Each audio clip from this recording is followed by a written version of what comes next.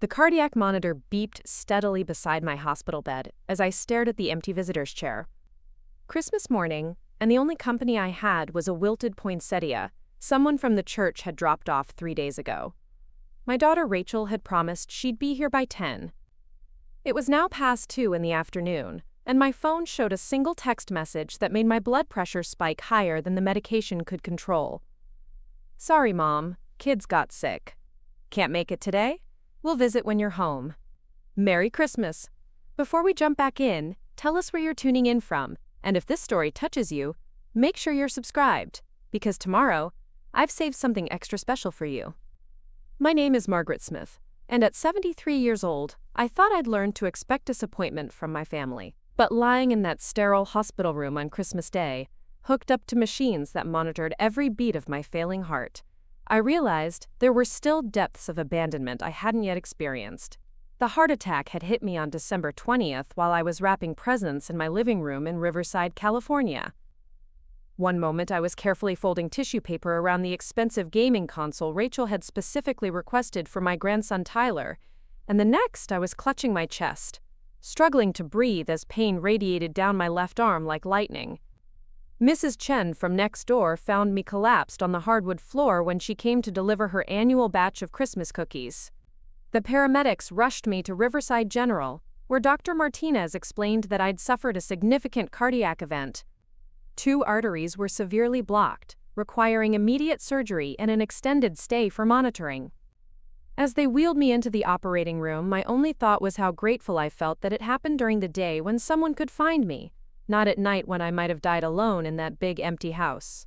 Rachel arrived at the hospital the evening after my surgery, her husband Derek trailing behind her with their 2 children, Tyler and Emma.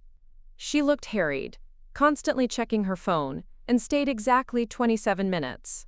I know, because I watched the clock on the wall, counting each minute she gave me while I recovered from nearly dying. "Mom, you gave us such a scare," she said, not quite meeting my eyes. "But the doctors say you're going to be fine, right?" "You're tough as nails." I nodded weakly, still groggy from the anesthesia. "They want to keep me until after Christmas for observation. Something about making sure there are no complications." Rachel's face immediately shifted to that expression I'd grown to recognize over the years, the look that meant she was calculating how my situation would inconvenience her life. "After Christmas? But we're supposed to leave for Aspen on the 26th. Derek's family has that ski lodge reservation." "I didn't plan to have a heart attack," I said softly, trying to keep the hurt out of my voice. Derek, who had been scrolling through his phone the entire time, looked up. "Can't they just release you to recover at home? Hospitals are expensive, and with our insurance situation." I stared at him. My insurance situation, not theirs. I was the one lying in a hospital bed with my chest cracked open and my heart patched together, but he was worried about costs that wouldn't even affect him. "The doctors think it's safer if I stay," I explained. "Christmas Day, they'll do another round of tests, and if everything looks good, I can go home on the 26th. Rachel shifted uncomfortably. "Well, we'll try to visit, but Christmas morning is so hectic with the kids and all the family traditions. You understand." That's when it hit me. She wasn't planning to spend Christmas with me. Her mother, who had just survived a major heart attack, would be alone in a hospital room while they celebrated the holiday I'd spent decades making magical for her. "Maybe I could come home Christmas Eve?" I suggested desperately. "Just for a few hours?" Dr. Martinez, who had been reviewing my chart nearby, overheard and approached the bed. "Mrs. Smith, I really don't recommend that. Your heart is still very unstable. The next few days are critical for your recovery." Rachel looked relieved. "See, Mom, the doctor says you need to stay. We'll make it up to you when you're better." But I could see it in her eyes. She was already mentally in Aspen, skiing down pristine slopes while I lay connected to machines that kept track of whether my damaged heart was still fighting to keep me alive. They left that night with promises to call, to visit, to make sure I had everything I needed. The next 3 days proved exactly how much those promises were worth. December 21st. No visitors. Rachel texted that she was shopping for last-minute gifts and Tyler had a basketball game. December 22nd. Derek stopped by for 15 minutes during his lunch break, but only to ask if I had my insurance cards with me and whether I'd contacted my lawyer about updating my will after the heart attack. He seemed more concerned about paperwork than my recovery. December 23rd. Rachel called while I was having lunch, but I could hear her kids screaming in the background, and she kept getting distracted. "Mom, I'm sorry, but we're leaving for Aspen a day early. Derek's family wants to have their Christmas Eve celebration at the lodge. We'll be back after New Year's." "What about Christmas Day?" I asked, my voice smaller than I intended. "Oh, honey, you'll be fine. The nurses are so sweet there. It's not like you'll be alone. But I was alone. Completely, utterly alone. Christmas Eve passed in a blur of nursing shift changes and the distant sound of carols playing over the hospital's intercom system. I watched other patients receive visitors, flowers, balloons with cheerful messages. My bedside table held only a plastic cup of ice water and the paperback novel I'd brought but couldn't concentrate on reading. That night, as I listened to families laughing in nearby rooms, I thought about all the Christmases I'd given Rachel. Not just presents, though there had been plenty of those, but the magic itself. I was the one who stayed up until 3 a.m. assembling dollhouses and bicycles. I was the one who made elaborate Christmas morning breakfasts, who hung stockings and left out cookies for Santa even when she was old enough to know better, because traditions mattered. When she got married, I was the one who paid for the elaborate Christmas Eve dinner she insisted on hosting for Derek's family, even though they barely acknowledged my presence. When Tyler was born, I was the one who came over at 5 a.m. on Christmas Day to help set up his presents and make the morning special while Rachel and Derek slept in. And now, when I needed them most, when I was scared and alone and wondering if my heart would give out entirely during the night, they were opening champagne in a ski lodge and posting family photos on social media that I wasn't in. Christmas morning arrived with the sound of breakfast trays rattling down the hallway. Nurse Patricia, a kind woman in her 50s who had been taking care of me, brought me scrambled eggs and toast cut into neat triangles. "Your family coming by today?" she asked gently, arranging the flowers someone from my church had sent. "They're traveling," I said, which was technically true but felt like swallowing glass. She gave me a look that told me she'd heard that excuse before. "Well, we'll make sure you have a good day anyway. Doctor wants to run those tests this afternoon, and if everything looks good, you might be going home tomorrow." Home! To an empty house where I'd spend the rest of the holidays alone, recovering from surgery while my family extended their vacation, because they were already there and the snow was apparently perfect. That's when I made the decision that would change everything. I picked up my phone and scrolled through my contacts until I found the name I was looking for.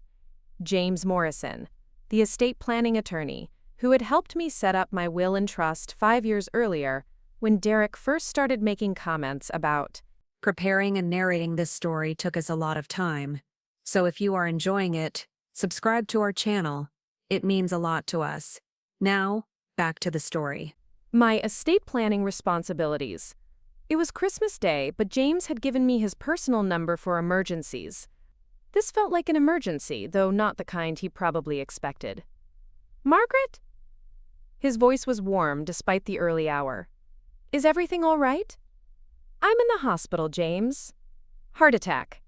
I'm going to be fine, but I need to ask you something important." "Of course. What can I do?" I took a deep breath, feeling my heart rate spike slightly on the monitor. "I want to know about changing my will. All of it. I want to know what options I have." There was a pause. "Margaret, are you sure you want to discuss this now? You've just been through a major medical event." "I'm sure. My family left me alone in the hospital on Christmas Day, James. My daughter is in Aspen with her in-laws while I'm connected to machines, wondering if I'm going to live through the week. I think that tells me everything I need to know about how much I matter to them." Another pause, longer this time. "Would you like me to come see you after the holiday? We can discuss your options in detail." "I'd like that very much." After I hung up, I felt something I hadn't experienced in years, a sense of my own power. For decades, I had been the giver, the supporter, the one who made everyone else's life easier and more comfortable. I had paid for Rachel's college education, her wedding, the down payment on her house. I had been the free babysitter, the emergency loan, the safety net that never asked for anything in return except to be treated with basic love and respect. And lying in that hospital bed, I realized I had been fooling myself about receiving even that basic consideration. The afternoon tests went well. Dr. Martinez was pleased with my progress and confirmed that I could go home the following day with a strict medication regimen and follow-up appointments. But as I lay there that evening watching the sunset through my hospital window, I wasn't thinking about going home. I was thinking about what James had said about options. My phone buzzed with a text from Rachel. "Hope you're having a good Christmas, Mom. Kids love their presents. Aspen is gorgeous. See you when we get back." She had opened the presents I'd wrapped for Tyler and Emma before my heart attack. The expensive gaming console, the designer clothes Emma had circled in catalogs, the ski equipment Tyler needed for his school trip. They were enjoying the fruits of my generosity while I spent Christmas hooked to a heart monitor. But what struck me most wasn't the thoughtlessness of the text. It was that she assumed I was having a good Christmas, alone in a hospital bed. She genuinely seemed to believe that my day was fine, that I was content to spend the holiday in isolation while they made memories as a family. That's when I realized the most painful truth of all. Rachel didn't just not care about my feelings. She literally didn't think about them at all. In her mind, I existed to provide for her family's needs and wants, not as a person with my own emotional life, my own fears, my own need for love and companionship. I was not her mother in any meaningful sense. I was her resource. That night, as the hospital grew quiet except for the ever-present beeping of monitors and the soft footsteps of night shift nurses, I made a list in my head of every time over the past 10 years that Rachel had asked me for money, help, or support, and every time I had asked her for something in return. The list of her requests was long and expensive. College tuition, wedding costs, house down payment, car repairs, emergency medical bills for the kids, vacation funds, private school tuition, extracurricular activities, birthday parties, Christmas gifts, Easter clothes, back-to-school shopping, summer camp fees. The list of my requests was heartbreakingly short. Dinner together for my birthday 3 years ago, which she canceled because Tyler had a game. Help cleaning out the garage after my back surgery, which she said Derek was too busy to assist with. Someone to accompany me to my mammogram appointment when I was scared about a suspicious lump, which turned out to be nothing, but she said I was being dramatic about routine medical care. Even my request for company during my recovery from this heart attack had been met with excuses and alternative plans. As I drifted off to sleep that Christmas night, my last conscious thought was that tomorrow I would start taking back my power. I would stop being a resource and start being a person with choices. And if my family didn't like the choices I made, they would discover that resources come with terms and conditions they had never bothered to read. The next morning, December 26th, I was discharged from the hospital with a folder full of medications and strict instructions about rest and follow-up care.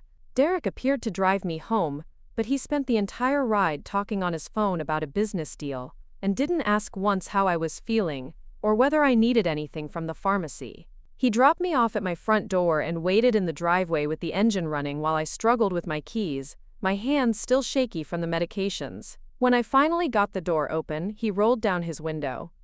"Rachel says to call if you need anything, but we're still in Aspen until New Year's, maybe longer if the snow stays good." And then he drove away, leaving me standing in my empty house with a chest full of surgical staples and a heart full of crystal-clear understanding about exactly where I stood in my family's priorities. I walked slowly through the rooms where I had spent decades making Christmas magic for Rachel and her children. The living room still had wrapping paper scattered on the floor from the morning of my heart attack. The kitchen counter was covered with cookie sheets and mixing bowls. One had been using to make Derek's favorite fudge recipe before my world collapsed in a burst of cardiac pain. Everything looked exactly the same, but I felt like a different person entirely. The woman who had wrapped those presents and baked those cookies had still believed that love and generosity would eventually be returned in kind. The woman standing here now understood that some people view love as a one-way transaction. I made myself a cup of tea with hands that shook only slightly and sat down at my kitchen table with the phone book. It took 3 calls to find James Morrison's office number, and when I reached his secretary, I was told he had an opening that afternoon if I was feeling up to it. "I'm feeling up to a lot of things," I told her.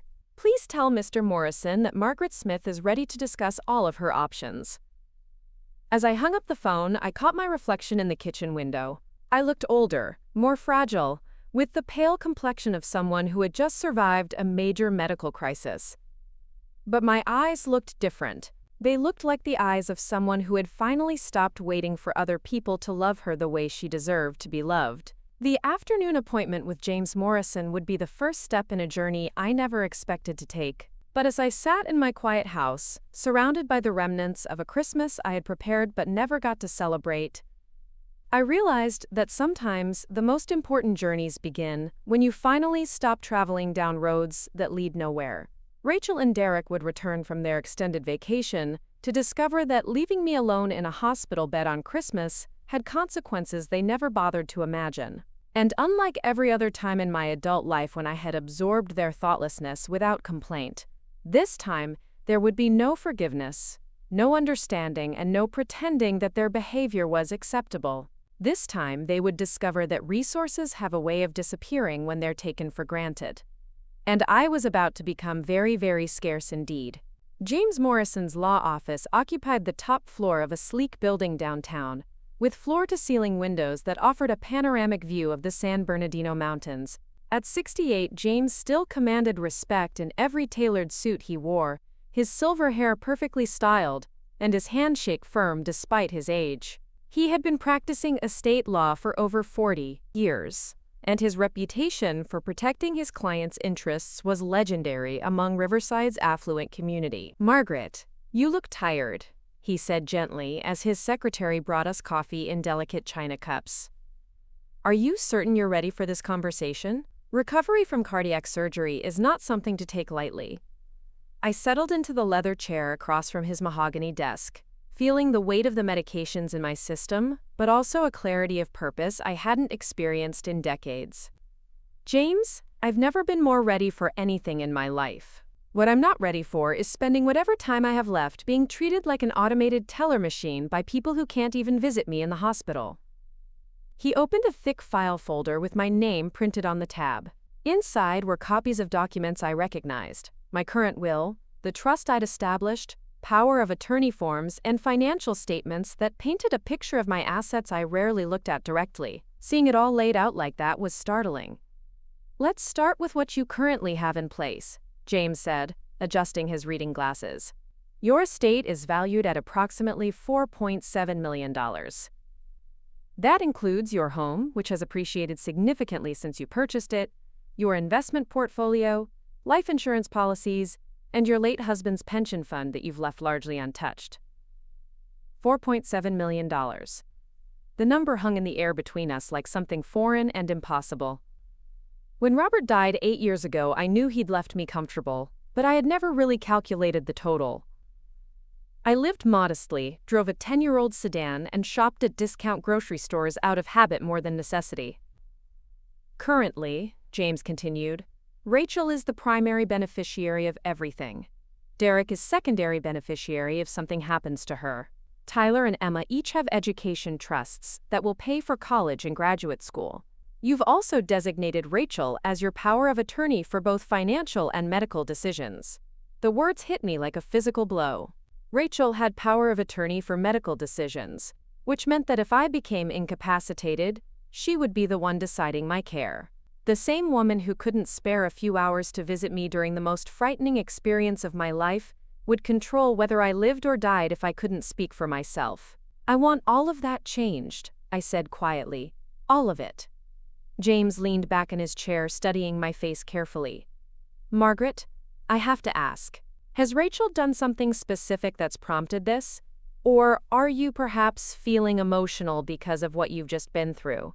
Major medical events can sometimes make people—" "James," I interrupted, my voice stronger than it had been in days, "let me tell you about my Christmas, and then you can decide whether I'm being emotional or rational." I told him everything. The heart attack while wrapping presents they would open without me. The brief, distracted visits where Derek worried more about insurance paperwork than my survival. Rachel's casual announcement that they were leaving for Aspen early, treating my Christmas Day medical tests like a minor inconvenience that simply couldn't compete with family ski vacation plans. I told him about lying in that hospital bed, watching other patients receive flowers and visitors and love, while my bedside table remained empty, except for the wilted plant from church acquaintances who barely knew me but cared more about my well-being than my own daughter. I told him about the text message on Christmas morning, sent from a luxury ski lodge, casually wishing me a good day as if I were spending the holiday at a spa, instead of wondering whether my damaged heart would keep beating through the night. When I finished, James was quiet for a long moment. Then he removed his glasses and cleaned them carefully, a gesture I recognized as his way of processing difficult information. "How long has this pattern been going on?" he asked. "Years." But I kept making excuses for it. Rachel's busy with the children. Derek works long hours. They have their own lives to manage. I told myself that asking for their time and attention was selfish, that good mothers give without expecting anything in return. And financially? How often do they ask for help? I almost laughed, but it came out as more of a bitter exhale. "James, I don't think there's been a month in the past 5 years when Rachel hasn't needed money for something. Tyler's orthodontics, Emma's dance lessons, their mortgage payment when Derek's commission was low, vacation funds, car repairs, medical bills, home improvements." I stopped keeping track because it was depressing. "Have they ever paid any of it back?" "They don't call them loans," I said. Rachel always phrases it as family helping family, or grandparents wanting to help with the grandchildren's expenses. When I had my back surgery 2 years ago and asked if they could help me with grocery shopping for a few weeks, Rachel said she was too busy but offered to hire a grocery delivery service and have me pay for it. James made notes on a legal pad, his pen moving steadily across the yellow paper. "What about your relationship with Tyler and Emma? How do they treat you?" This question was harder to answer because it touched on something I'd been trying not to acknowledge. Tyler is 16 now, and he's polite but distant. I think he sees me the way his parents do, as someone who provides things but isn't really part of the family. Emma is 12, and she's warmer, but even she primarily contacts me when she wants something. Last month she called to ask if I could buy her a new laptop for school, and when I said yes, she said, "Thanks, Grandma," and hung up. That was our entire conversation. Do they visit you regularly? Include you in family activities? I'm invited to birthday parties and school events where they need gift givers in the audience. I'm not invited to family dinners, weekend activities, or holidays unless they need financial contribution. Even then, my presence is optional, but my money isn't. James set down his pen and looked at me directly. "Margaret, what you're describing is financial elder abuse.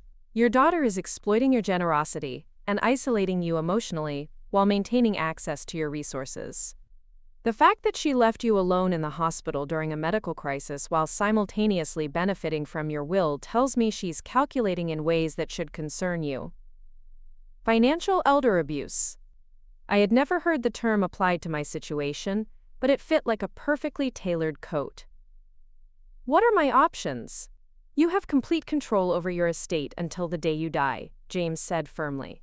"You can change your beneficiaries, revoke power of attorney, modify trust terms, and restructure everything to reflect your actual values rather than your family's expectations. The question is, what would you like to see happen instead?" I had been thinking about this question since Christmas morning, lying in that hospital bed while my family celebrated without me. I want to give my money to people and organizations that will use it to make the world better. I want to support causes that matter to me. And I want to make sure that if I become incapacitated, someone who actually cares about my well-being is making decisions about my care. What about Tyler and Emma? Do you want to completely disinherit your grandchildren? This was the most painful part of the decision. I love them, but they're being raised to see me as a resource rather than a person. Leaving them money will only reinforce what their parents have taught them about relationships being transactional. Maybe if they have to work for their education and their futures, they'll develop character that inherited wealth wouldn't give them. James nodded thoughtfully. "I've seen this situation more often than you might think. wealthy parents and grandparents who give generously but receive very little emotional return on their investment. The adult children often feel entitled to inheritances they haven't earned through love or care. Can I change everything immediately? I don't want to wait and risk Rachel finding out before it's finalized.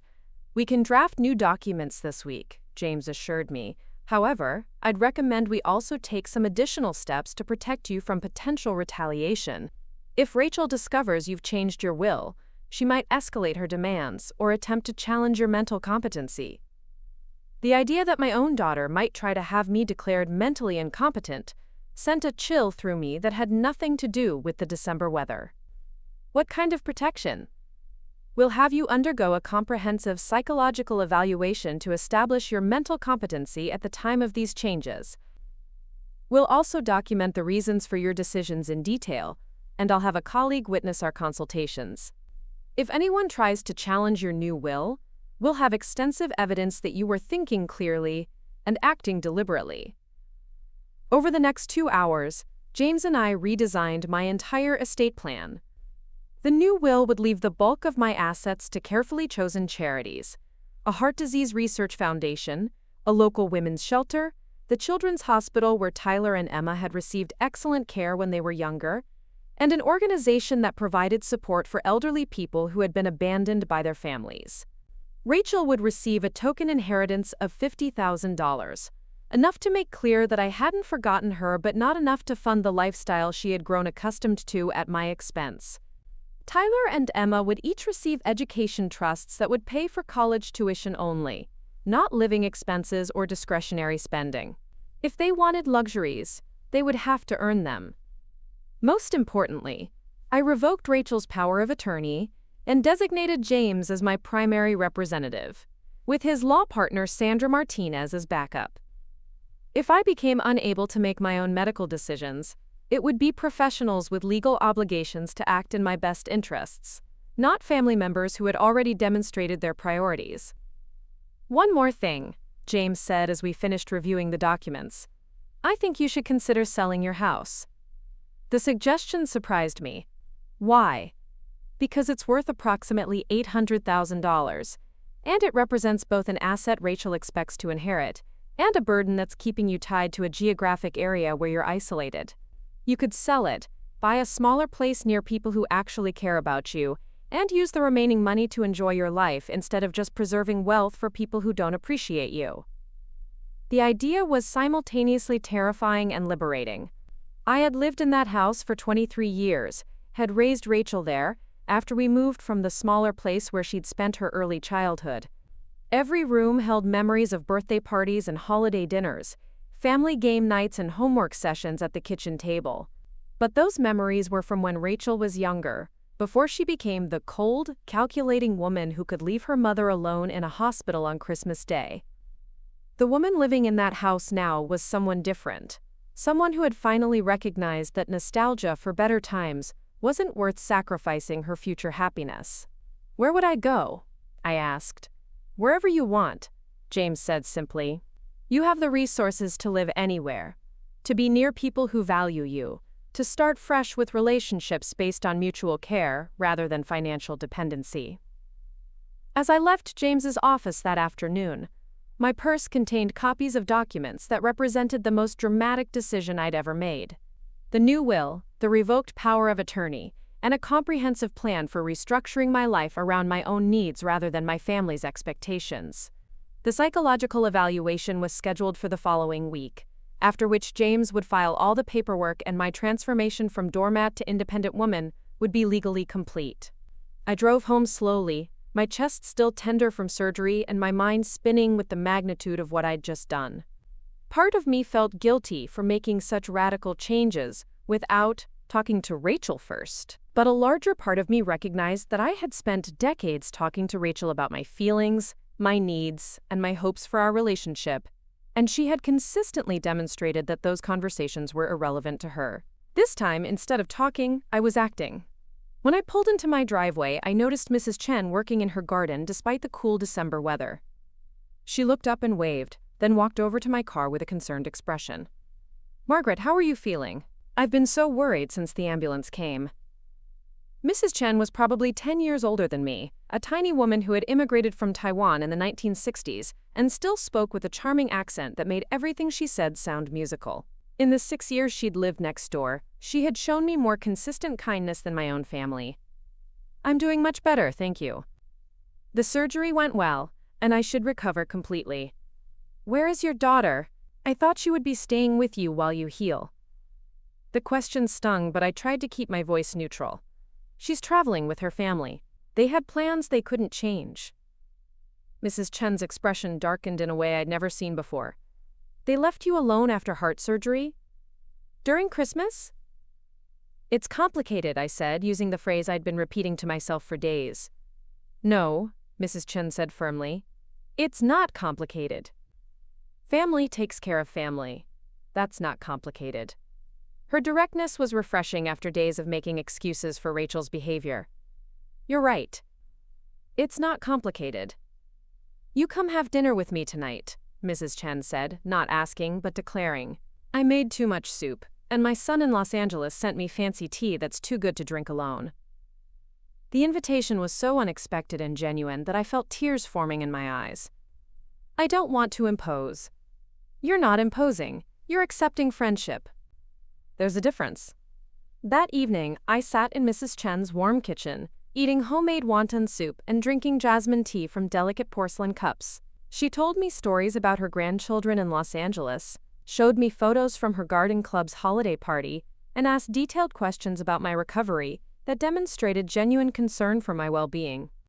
Not once did she ask for money, favors, or anything other than my company. As I walked back to my own house later that night, I realized that Mrs. Chen had given me something Rachel never had. She had treated me like a whole person whose thoughts, feelings, and experiences mattered independent of what I could provide for her. It was a revelation that would shape every decision I made moving forward. The next morning, I called a realtor. By New Year's Eve, I would be ready to close one chapter of my life and begin writing a completely different story.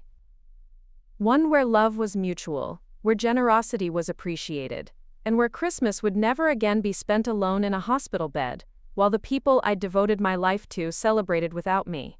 Rachel and Derek had no idea what was coming, but they would learn soon enough that actions have consequences, even when those actions involve the passive cruelty of neglect. Especially then. Rachel and Derek returned from Aspen on January 3rd, tanned and relaxed, their social media accounts filled with photos of pristine snow and family moments I wasn't part of. They didn't call to check on my recovery or ask if I needed anything after being discharged from the hospital. Instead, Derek texted me on January 4th asking if I could watch Tyler and Emma that weekend, because they had tickets to a wine tasting event in Napa Valley. I stared at the text message while sitting in the sunny breakfast nook of the luxury senior living community I was touring in La Jolla, about 90 minutes south of Riverside. The community was called Seabreeze Gardens, and it was unlike anything I had imagined when I thought about retirement living. Individual villas with ocean views, a world-class fitness center, art studios, libraries, and a social calendar that rivaled a cruise ship. Most importantly, the residents I'd met during my tour were vibrant, intelligent people who had chosen to live there not because they were failing, but because they wanted to thrive. Problems with family? Asked Eleanor Hutchinson, the 78-year-old former federal judge who was showing me around the community. She had noticed me frowning at my phone while we sat in the cafe overlooking the Pacific Ocean. My son-in-law wants me to babysit this weekend so they can go wine tasting. They just returned from a week-long ski vacation where they left me alone in the hospital, recovering from heart surgery. Eleanor raised an eyebrow in the way that had probably intimidated attorneys in her courtroom for decades. And you're considering saying yes to this request? I'm considering saying a lot of things, I replied, typing a response to Derek that simply read, I won't be available for babysitting. I have other commitments now. It was the first time in my adult life I had declined one of their requests without offering an explanation or alternative solution. The simple act of typing those words felt revolutionary. Eleanor smiled approvingly. Good for you. Boundaries are like muscles. They get stronger with practice. I sent the text and immediately felt my heart rate increase, Not from my cardiac condition, but from the anxiety of having just changed the fundamental dynamic of my relationship with Rachel's family. For years, I had been the reliable backup plan, the grandmother who would always say yes to watching the children, helping with transportation, providing financial support, or filling whatever gap their busy lives created. Derek's response came within minutes. "Is everything okay? You never say no to watching the kids." That response told me everything I needed to know about how thoroughly I had trained them to expect my compliance. Derek wasn't asking if I was feeling well enough for babysitting after major surgery. He was expressing confusion that I had dared to prioritize my own plans over their convenience. I typed back, "Everything is fine. I'm simply not available." Eleanor and I continued the tour, visiting the villa that would become available at the end of January. It was a 2-bedroom unit with floor-to-ceiling windows, a private patio with ocean views, and enough space for the furniture and belongings I actually cared about. The kitchen was compact but efficient, perfect for someone who would be cooking for herself rather than hosting elaborate family gatherings for people who treated her like hired help. "The villa comes furnished if you prefer," Eleanor mentioned as we looked at the master bedroom. "Many of our residents find it liberating to start fresh, without hauling decades of accumulated possessions. Starting fresh." The phrase resonated with something deep in my chest, though whether it was my healing heart or my awakening spirit, I couldn't tell. "I think I'd like that. A clean slate." That afternoon, I put an offer on the villa and contacted a realtor about listing my Riverside house. By the time I drove home, I had set in motion a complete geographical upheaval of my life. Within 60 days, I would be living in a new city, surrounded by new people, with new routines that didn't revolve around being available for my family's needs. The psychological evaluation James had arranged took place on January 7th. Dr. Rebecca Torres was a forensic psychologist who specialized in competency assessments for estate planning purposes. She was younger than I expected, probably in her early 40s, with an efficient manner that reminded me of the cardiac surgeons who had saved my life. "Mrs. Smith, I understand you're making significant changes to your estate plan following a recent medical crisis. Can you tell me about your decision-making process?" For 3 hours, Dr. Torres walked me through detailed questions about my mental state, my family relationships, my financial understanding, and my reasons for restructuring my will. She administered cognitive tests, memory assessments, and psychological evaluations designed to document my mental competency beyond any possible legal challenge. "Your daughter has been the primary beneficiary of your estate for several years," Dr. Torres noted, reviewing the paperwork James had provided. "What specifically prompted you to change this arrangement?" I told her about Christmas in the hospital, about the years of financial requests without emotional reciprocity, about the growing realization that I was valued for my resources rather than loved for myself.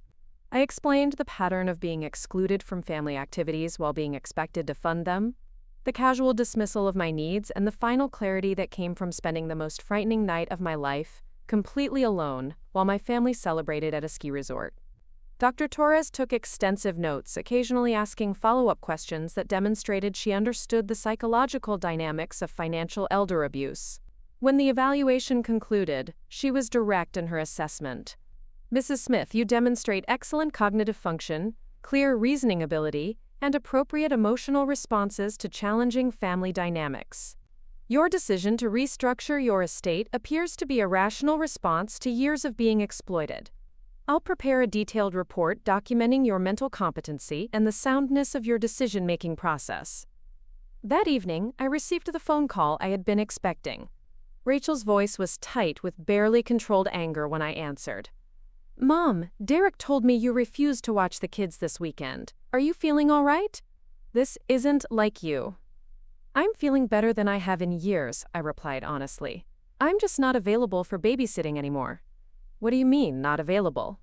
"You don't work, you don't have other commitments."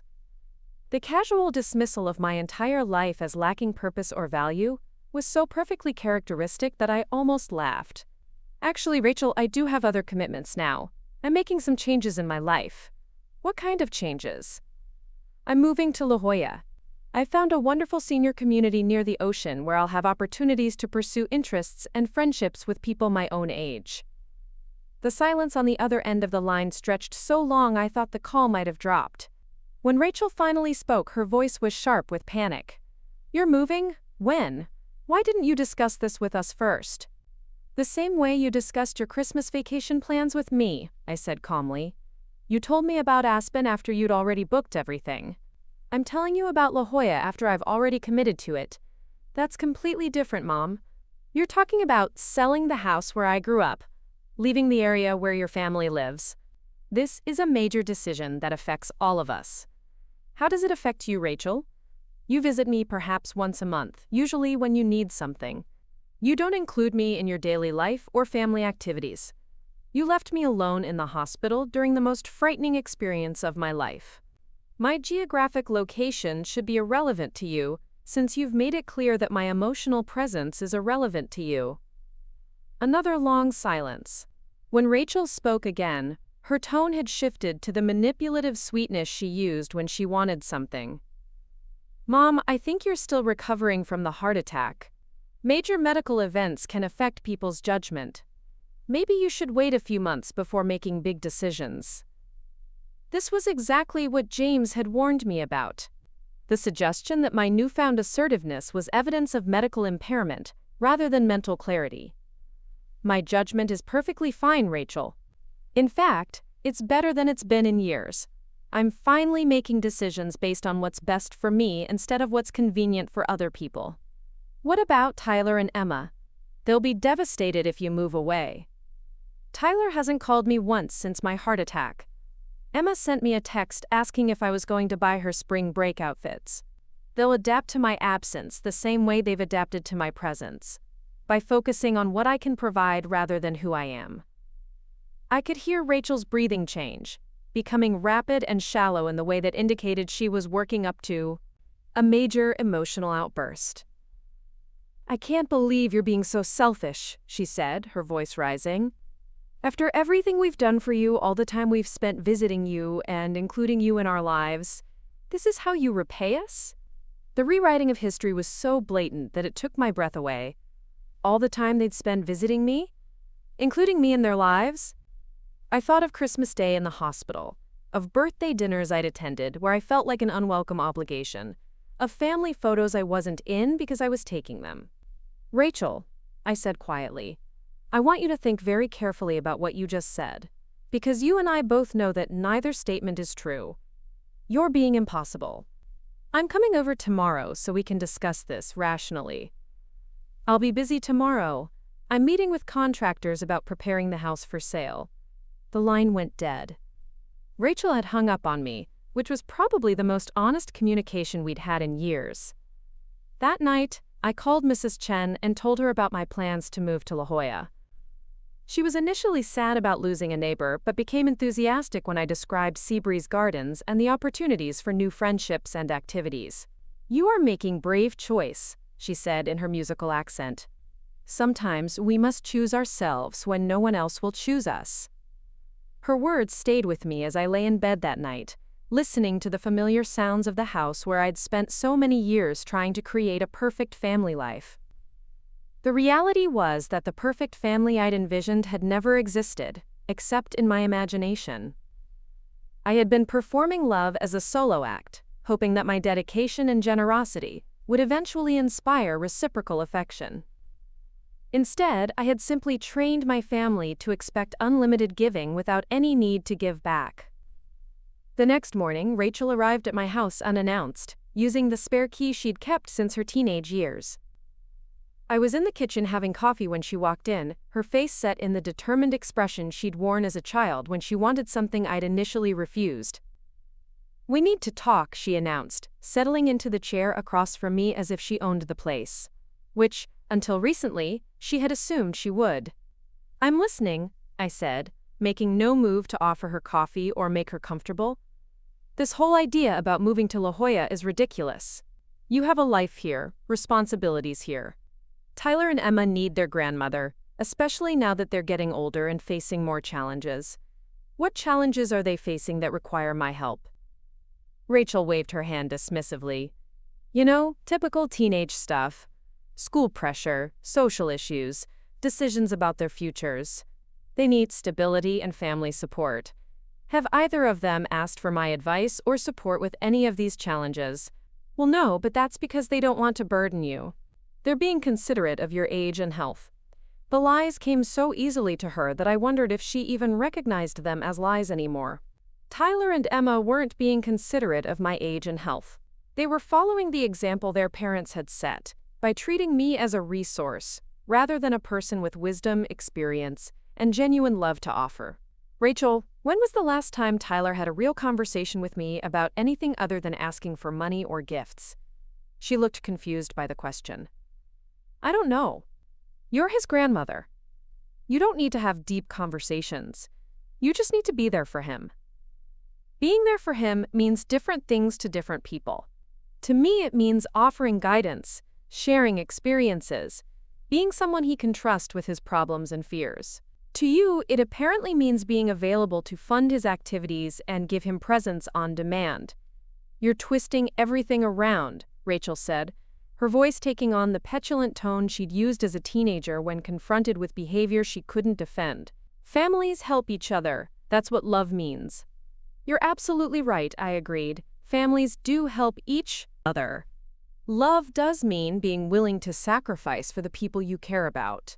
So tell me, Rachel, when was the last time you helped me? When was the last time you sacrificed something you wanted in order to meet one of my needs? The question hung in the air between us like a challenge she couldn't meet. I watched her face cycle through several expressions as she searched for an example that would prove her point and couldn't find one. I visit you, she said finally. I bring the kids to see you. You visit me when you need something.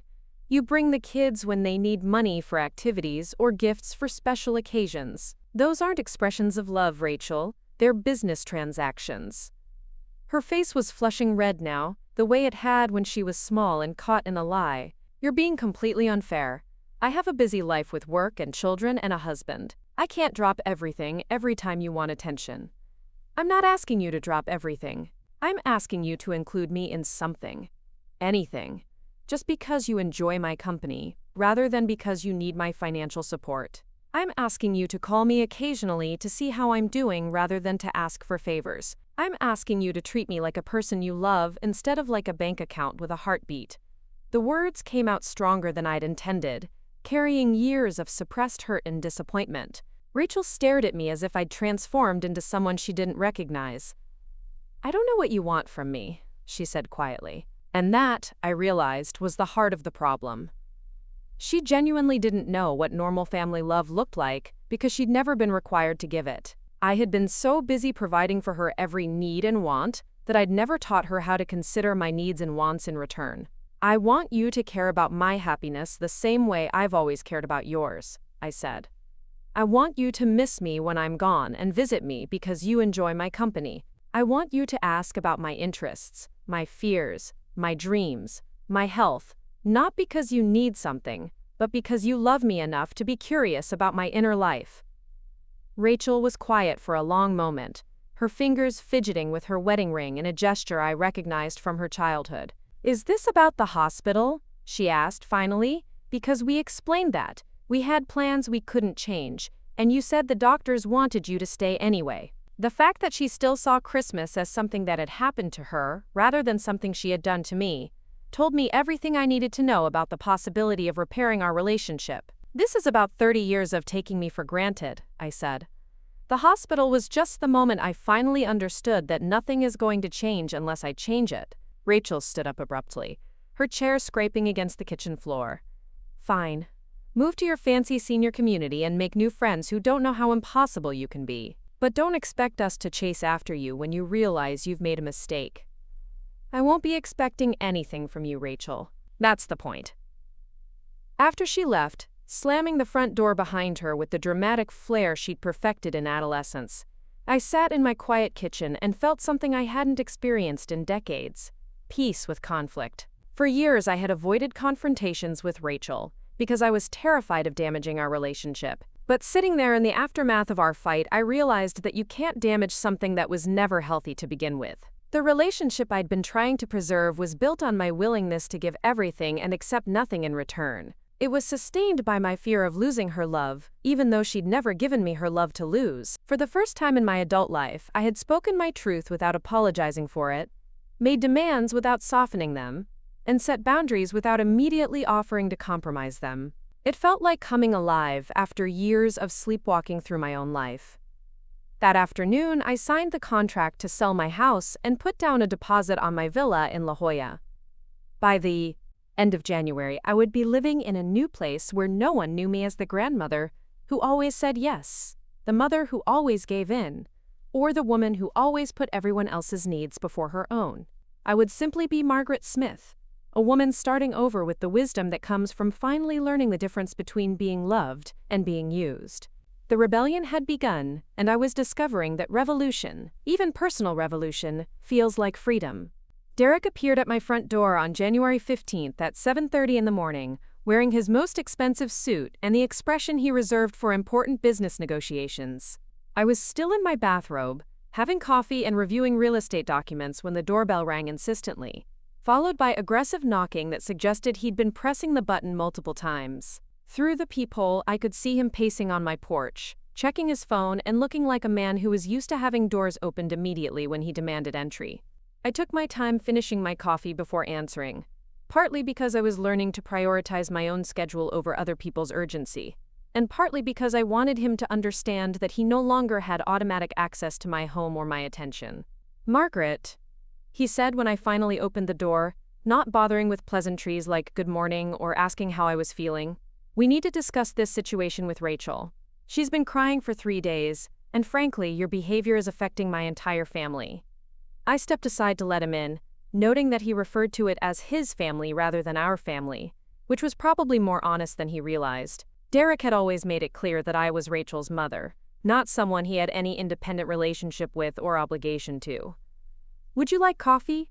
I asked, though his agitated demeanor suggested he was already overstimulated.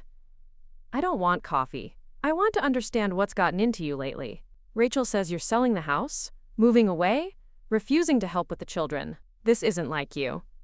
I settled into my favorite armchair, the one Robert had given me for our 20th anniversary, and gestured for Derek to sit on the couch. He remained standing, clearly intending this to be a short conversation where he corrected my thinking and restored the status quo. "You're right," I said calmly. "This isn't like me. The old me would have spent Christmas alone in a hospital bed and told myself it was fine because you had other priorities. The old me would have funded your Aspen vacation while recovering from heart surgery and felt grateful that you were enjoying yourselves. The old me would have apologized for inconveniencing you by nearly dying." Derek's face tightened with irritation. "You're being dramatic. Nobody expected you to apologize for having a heart attack. Nobody expected you to visit me either, apparently." "I did visit you. I drove you home from the hospital. You drove me home because you needed someone to sign insurance paperwork and didn't want to pay for a medical transport service. You spent the entire ride on your phone and left me standing at my front door with surgical staples in my chest." Derek waved his hand dismissively, the gesture he used in business meetings when someone raised concerns he considered irrelevant. "Look, Margaret, I know you're upset about Christmas, but you have to understand our position. We had deposits on the lodge, plane tickets, commitments to Derek's family. We couldn't just cancel everything." "Of course not," I agreed. "Your financial commitments to a vacation were more important than your emotional commitments to family." "That's not what I said." "That's exactly what you said. You had deposits and tickets and commitments that mattered more than spending Christmas with someone who had just survived cardiac surgery. I understand your position perfectly." Derek began pacing my living room, his expensive shoes clicking against the hardwood floors. Robert and I had refinished ourselves 20 years earlier. I watched him move through the space where I'd hosted countless family gatherings, birthday parties, and holiday celebrations, most of which he'd attended while checking his phone and making it clear he'd rather be somewhere else. "Fine," he said finally. "Maybe we should have handled Christmas differently. But that doesn't mean you should blow up your entire life over one holiday." "This isn't about one holiday, Derek. This is about a pattern of behavior that's been going on for years. You and Rachel see me as a resource to be managed, not as a person to be loved."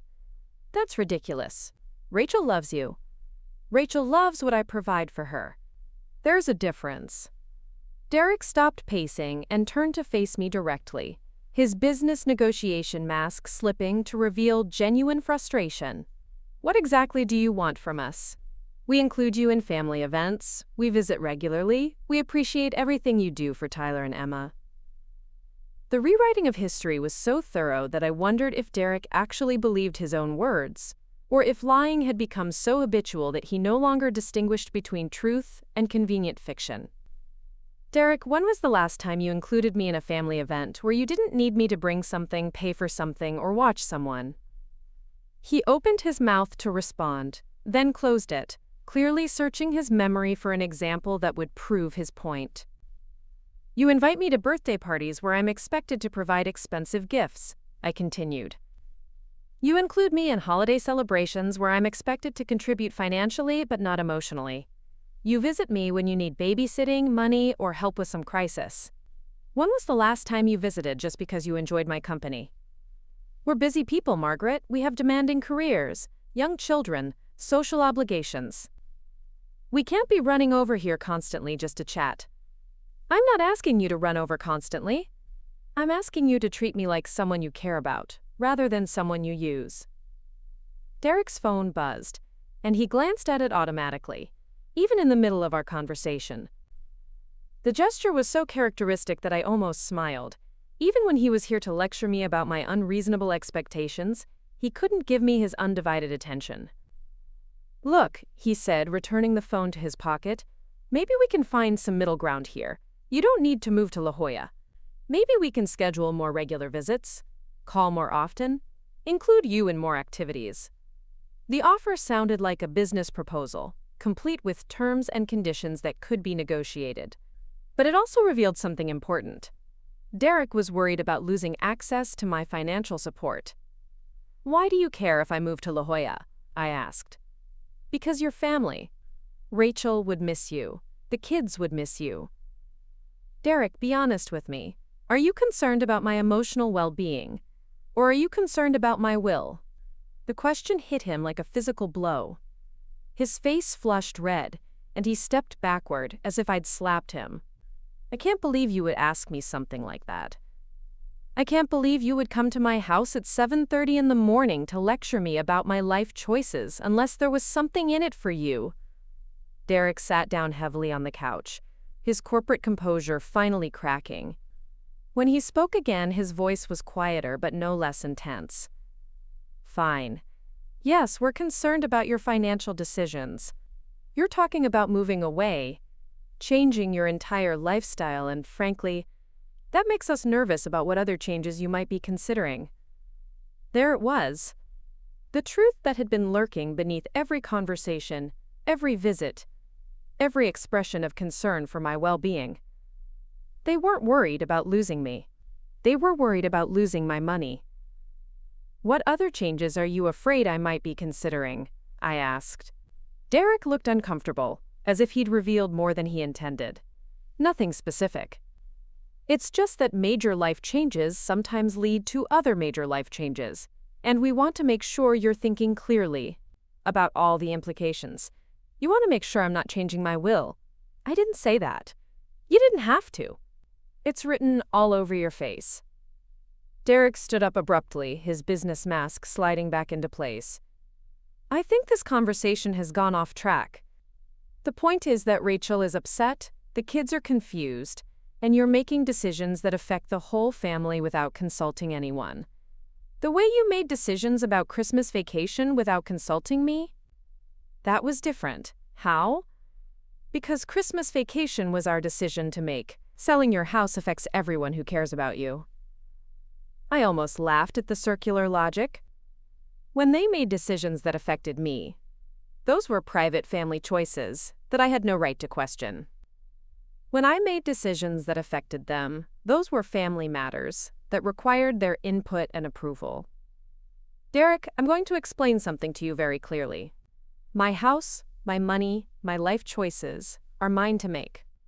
I don't need permission from you or Rachel to decide where I live, how I spend my time, or what I do with my assets. Of course not, he said quickly. But surely you want to consider how your choices impact the people who love you. The people who love me will want me to be happy, even if my happiness doesn't benefit them financially. The people who don't love me will be upset when I stop providing benefits they've grown accustomed to receiving. Derek's phone buzzed again, and this time he ignored it, apparently recognizing that our conversation had reached a critical point. Margaret, what do you want from us? Specifically, if we do whatever you're asking for, will you reconsider these drastic changes? The question revealed the transactional nature of his thinking. He was offering to modify his behavior in exchange for my agreement to continue funding their lifestyle. It was a negotiation, not an expression of genuine care or remorse. I want you to treat me like a person you love instead of a resource you manage. I want you to include me in your lives because you enjoy my company, not because you need my financial support. I want you to visit me because you care about my well-being, not because you want something from me. We can do that, Derek said immediately. Can you? Because that would require you to fundamentally change the way you think about our relationship. It would mean calling me just to talk, visiting me without needing favors, including me in activities where I'm not expected to pay for anything or provide any services. Derek nodded enthusiastically, but I could see the calculation in his eyes. He was agreeing to terms he didn't understand, because the alternative was losing access to resources he couldn't afford to lose. Here's the thing, Derek. Even if you and Rachel suddenly became the loving, attentive family members you're promising to become, it wouldn't change my plans. Because I've realized something important during my recovery. What's that? I don't want to be loved conditionally anymore. I don't want affection that depends on my willingness to provide financial support. I want to be around people who care about me for who I am, not what I can give them. Derek's mask slipped again, revealing genuine panic. So nothing we do will matter? You've already made up your mind to cut us out? I'm not cutting you out, Derek. I'm stepping back and letting you decide what kind of relationship you want to have with me when money isn't part of the equation. What does that mean? I stood up and walked to the kitchen, partly to refill my coffee cup, and partly to give Derek time to process what I was about to tell him. When I returned, he was staring out the window at Mrs. Chen's garden, his business composure completely gone. It means I've restructured my will, I said calmly. Rachel is no longer the primary beneficiary of my estate. The words hit Derek like a physical blow. He turned from the window with his mouth open, his face cycling through disbelief, anger, and fear in rapid succession. You can't be serious. I'm completely serious. My estate will go to charities that align with my values.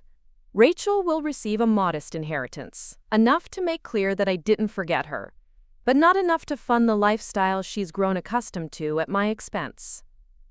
Derek sat down heavily, his head in his hands. When he looked up, his eyes were filled with genuine desperation. Margaret, you can't do this. We've built our financial planning around your estate. Rachel's already talking about expanding the house. Tyler needs money for college. Emma wants to go to private school. We've made commitments based on expectations. Based on assumptions, I corrected. You assumed I would continue funding your family's lifestyle indefinitely, regardless of how you treated me. You built your financial planning around money that was never yours. But you always said family comes first. You always said you wanted to take care of us. I did want to take care of you. But taking care of someone means helping them become strong and independent, not enabling them to become dependent and entitled. I've spent years giving you everything you wanted, and instead of making you grateful, it made you expectant. Derek's phone buzzed again, and this time he answered it without checking who was calling. Not now, Rachel. I'm talking to your mother. His voice was sharp with stress. No, it's not going well. She's serious about all of it. He paused, listening.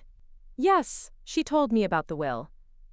I could hear Rachel's voice through the phone, high-pitched and agitated, though I couldn't make out the words. I don't know, Derek said into the phone. She seems determined. Another pause. No, I don't think threatening legal action would help. Threatening legal action. The phrase hung in the air like a storm cloud. They were already discussing ways to challenge my mental competency. Just as James had predicted, Derek ended the call and looked at me with something approaching hatred. Rachel wants to contest the will. She thinks you're not thinking clearly because of the heart attack and the medications. Rachel is welcome to try, I said calmly. I've been thoroughly evaluated by a forensic psychologist who has documented my complete mental competency. I've also worked with an attorney who specializes in protecting clients from exactly the kind of challenge Rachel is considering. Derek's face went pale. You planned this. You've been planning this whole thing. I planned to protect myself from retaliation, yes. Because I know my daughter well enough to predict that she would respond to losing access to my money by questioning my sanity rather than examining her own behavior. Derek stood up and began pacing again, his movements more agitated now. This is insane, Margaret. You're throwing away your family over hurt feelings about one Christmas. I'm not throwing away my family, Derek. I'm discovering that what I thought was my family was actually a business relationship where I provided funding in exchange for minimal contact and occasional expressions of superficial affection. That's not true. Prove it. Show me one time in the past 5 years when you or Rachel contacted me just because you missed me. Show me one family gathering where I was invited because you wanted my company rather than my financial contribution. Show me one example of either of you making a sacrifice for my happiness the way I've consistently sacrificed for yours.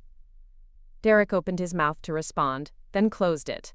His shoulders sagged as the weight of truth settled over him. We're not perfect, he said finally, but we're still family. Family is supposed to be a source of love and support, not a source of obligation and exploitation. I spent years being a good mother and grandmother by your definition, which meant giving constantly and expecting nothing in return. Now I'm going to try being a good mother by my definition, which means teaching you that actions have consequences. Derek's phone buzzed again, and he ignored it this time, apparently recognizing that his conversation with Rachel would have to wait until he'd exhausted all possibilities with me. What would it take for you to change your mind? He asked desperately. Money? We could pay you back some of what you've given us over the years. The offer revealed everything I needed to know about how Derek viewed our relationship. He thought my hurt feelings could be purchased, that money given back would somehow compensate for years of emotional neglect. Derek, the money was never the real issue. The money was a symptom of the real issue, which is that you don't actually care about me as a person. Of course we care about you. No, you care about what I provide. If I stopped providing money and services, how often would you voluntarily spend time with me? Derek was quiet for a long moment, apparently calculating an honest answer to the question. We'd still visit, he said finally, but his voice lacked conviction. How often? I don't know. Regularly.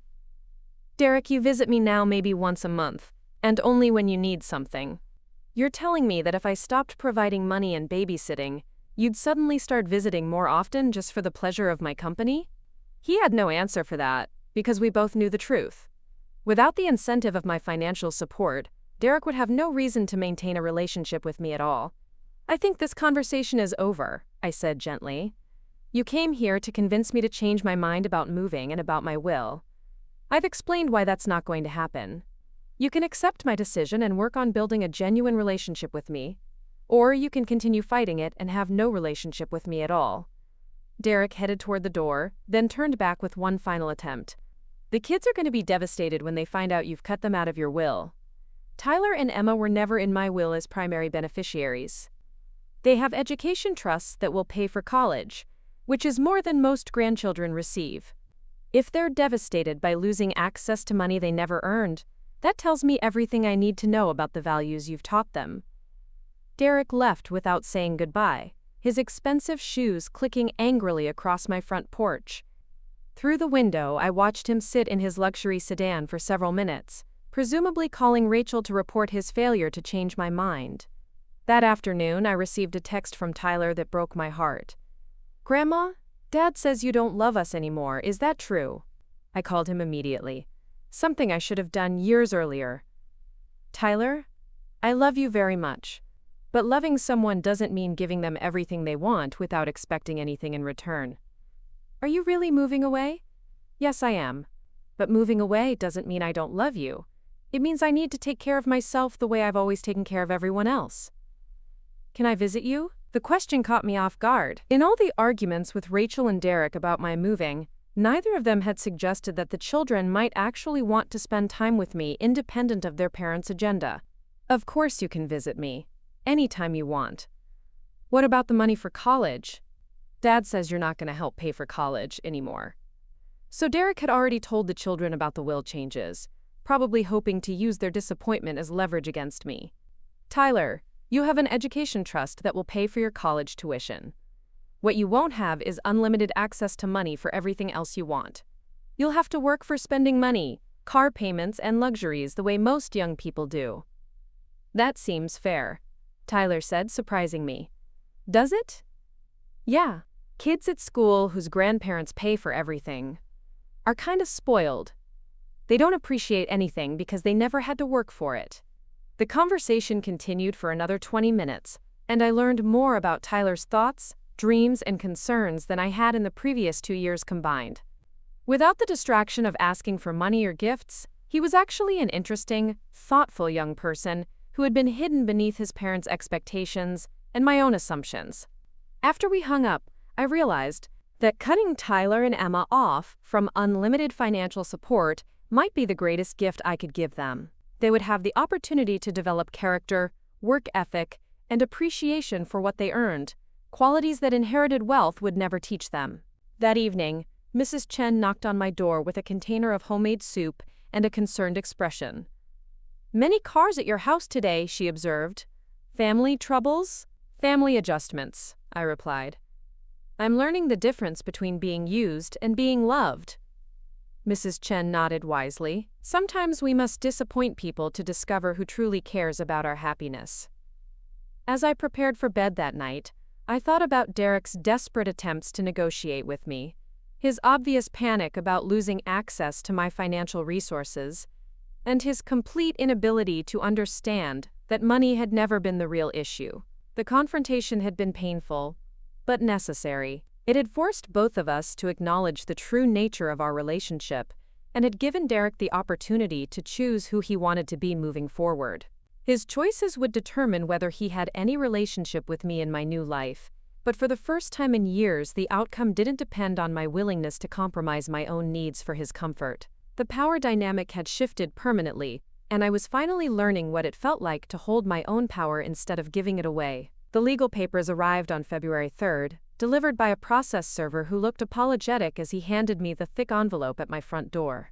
Inside were documents that made my chest tighten with a familiar pain, though this time it wasn't my heart condition but the sting of betrayal that cut deeper than any surgical incision. Rachel had filed a petition to have me declared mentally incompetent, citing my recent cardiac event, medication side effects, and what her attorney described as erratic and irrational behavior inconsistent with the petitioner's established personality and judgment. The petition requested that the court appoint Rachel as my conservator, giving her complete control over my financial and medical decisions. According to the filing, my decision to sell my house and move to La Jolla was evidence of impaired cognitive function. My restructuring of my will was described as the product of medication-induced confusion and emotional instability following major medical trauma.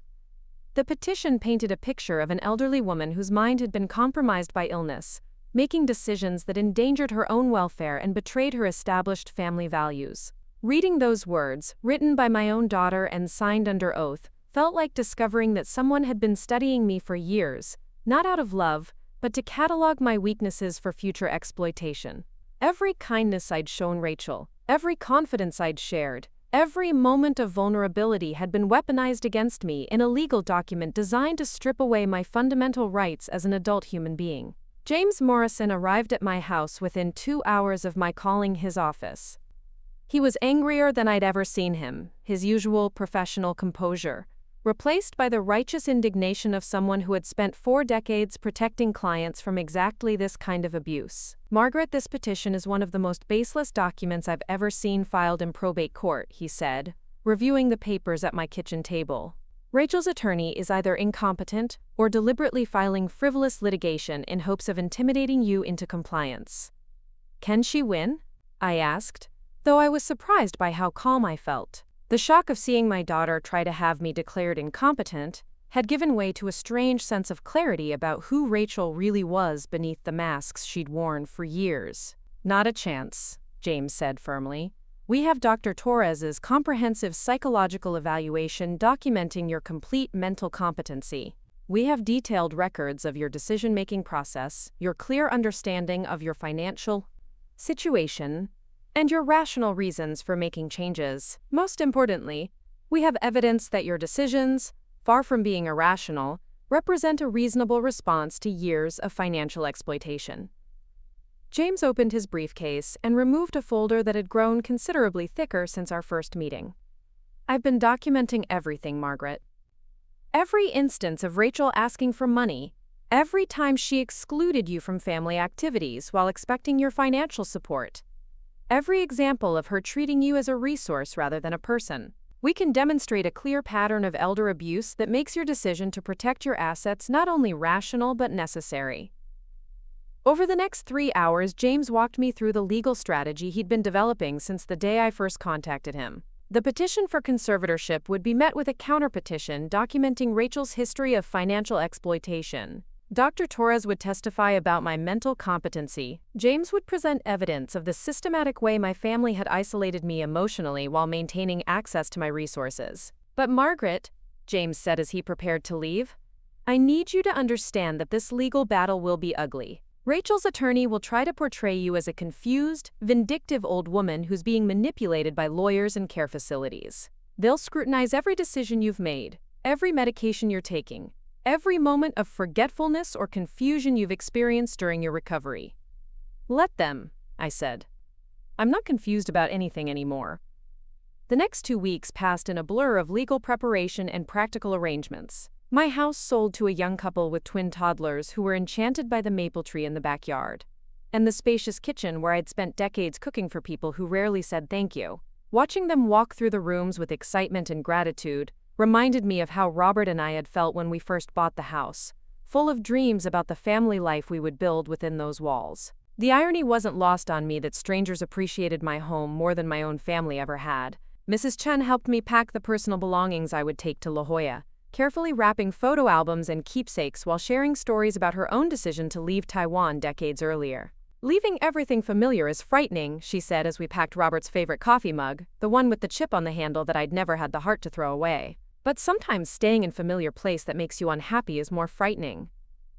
Eleanor Hutchinson called from Seabreeze Gardens to confirm that my villa was ready, and to tell me about the welcome committee that had volunteered to help me settle in. We have a book club that meets on Tuesdays, a garden club that's planning a spring planting project, and a group that volunteers at the Children's Hospital, she said enthusiastically. Plus, there's a new resident who moved in last month after her family tried to have her declared incompetent. I think you two will have a lot to talk about. The idea that I wasn't alone in this experience was both comforting and disturbing. How many other women were being legally attacked by their own children for daring to prioritize their own well-being over their family's financial expectations? 3 days before my move to La Jolla, Tyler called me. Grandma, can we meet somewhere? I want to talk to you before you move away. We agreed to meet at a coffee shop in downtown Riverside, neutral territory, where neither of us would feel the weight of family history and accumulated grievances. Tyler arrived on time, looking more mature than his 16 years, with the kind of serious expression that reminded me of Robert when he was working through a difficult problem. Mom and Dad don't know I'm here, he said immediately. They told me not to contact you until after the court case is resolved. What court case do you think is being resolved, Tyler? He looked uncomfortable, fidgeting with his coffee cup in a way that reminded me of Rachel at his age. Dad says you're sick and not thinking clearly, and they need to get legal help to protect you from people who might take advantage of you. The manipulation was so smooth, so perfectly crafted to make Rachel and Derek seem like concerned family members, protecting a vulnerable elderly woman from exploitation.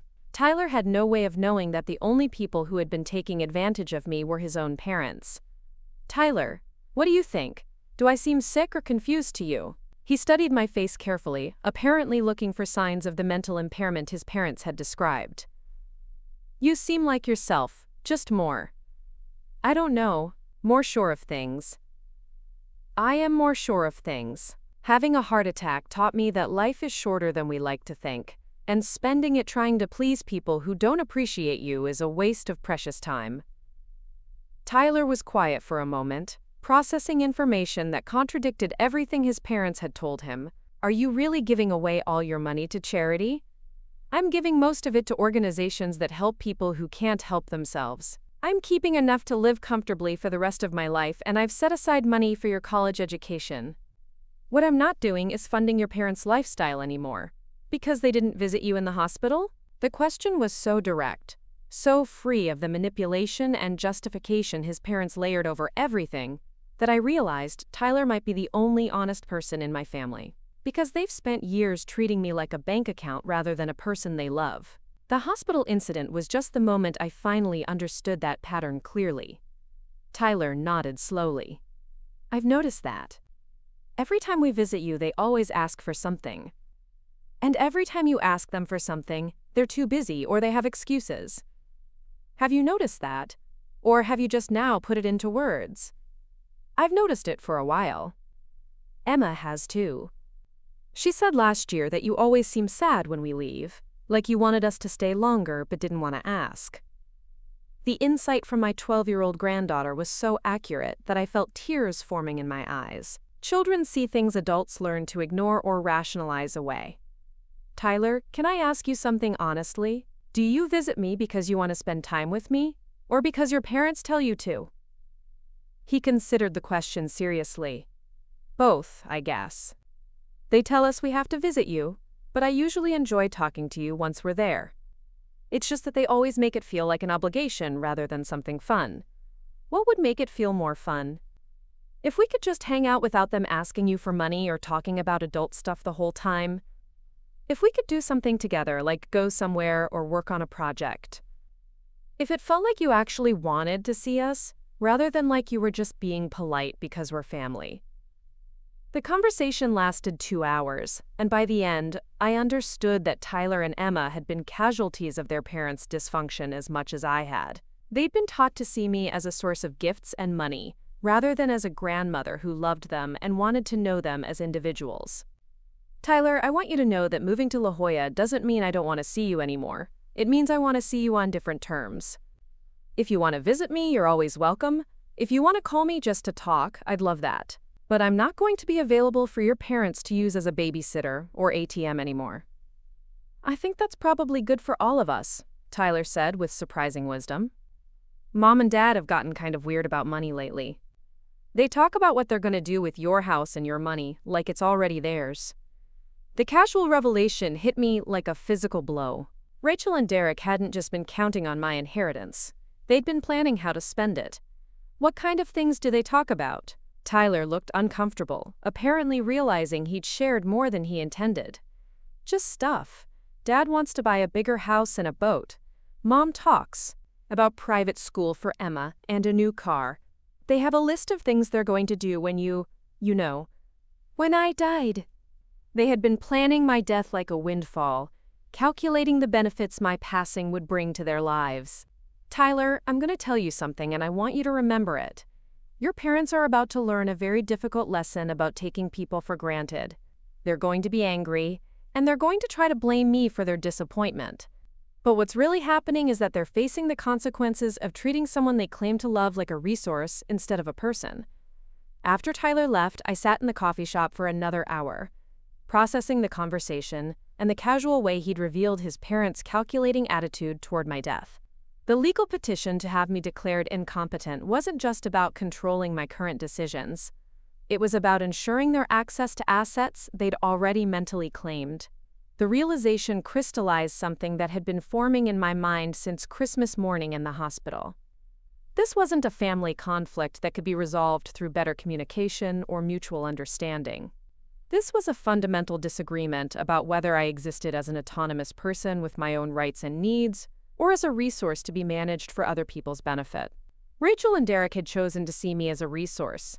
The legal petition proved that they would fight to maintain that perspective, even if it meant destroying my dignity and independence in the process. 2 days later, I drove to La Jolla and moved into my new villa at Seabreeze Gardens. Eleanor Hutchinson and 3 other residents helped me unpack, arranged fresh flowers in every room, and invited me to join them for dinner at the community dining room. The villa was smaller than my house but felt more spacious, with ocean views from every window and a sense of possibility that my old house had lost years earlier. That evening, I sat on my private patio watching the sunset paint the Pacific in shades of gold and pink, and felt something I hadn't experienced in decades: excitement about my future. For the first time in years, I had no idea what tomorrow would bring, and that uncertainty felt like freedom rather than anxiety. Eleanor stopped by with a bottle of wine and an update on my legal situation.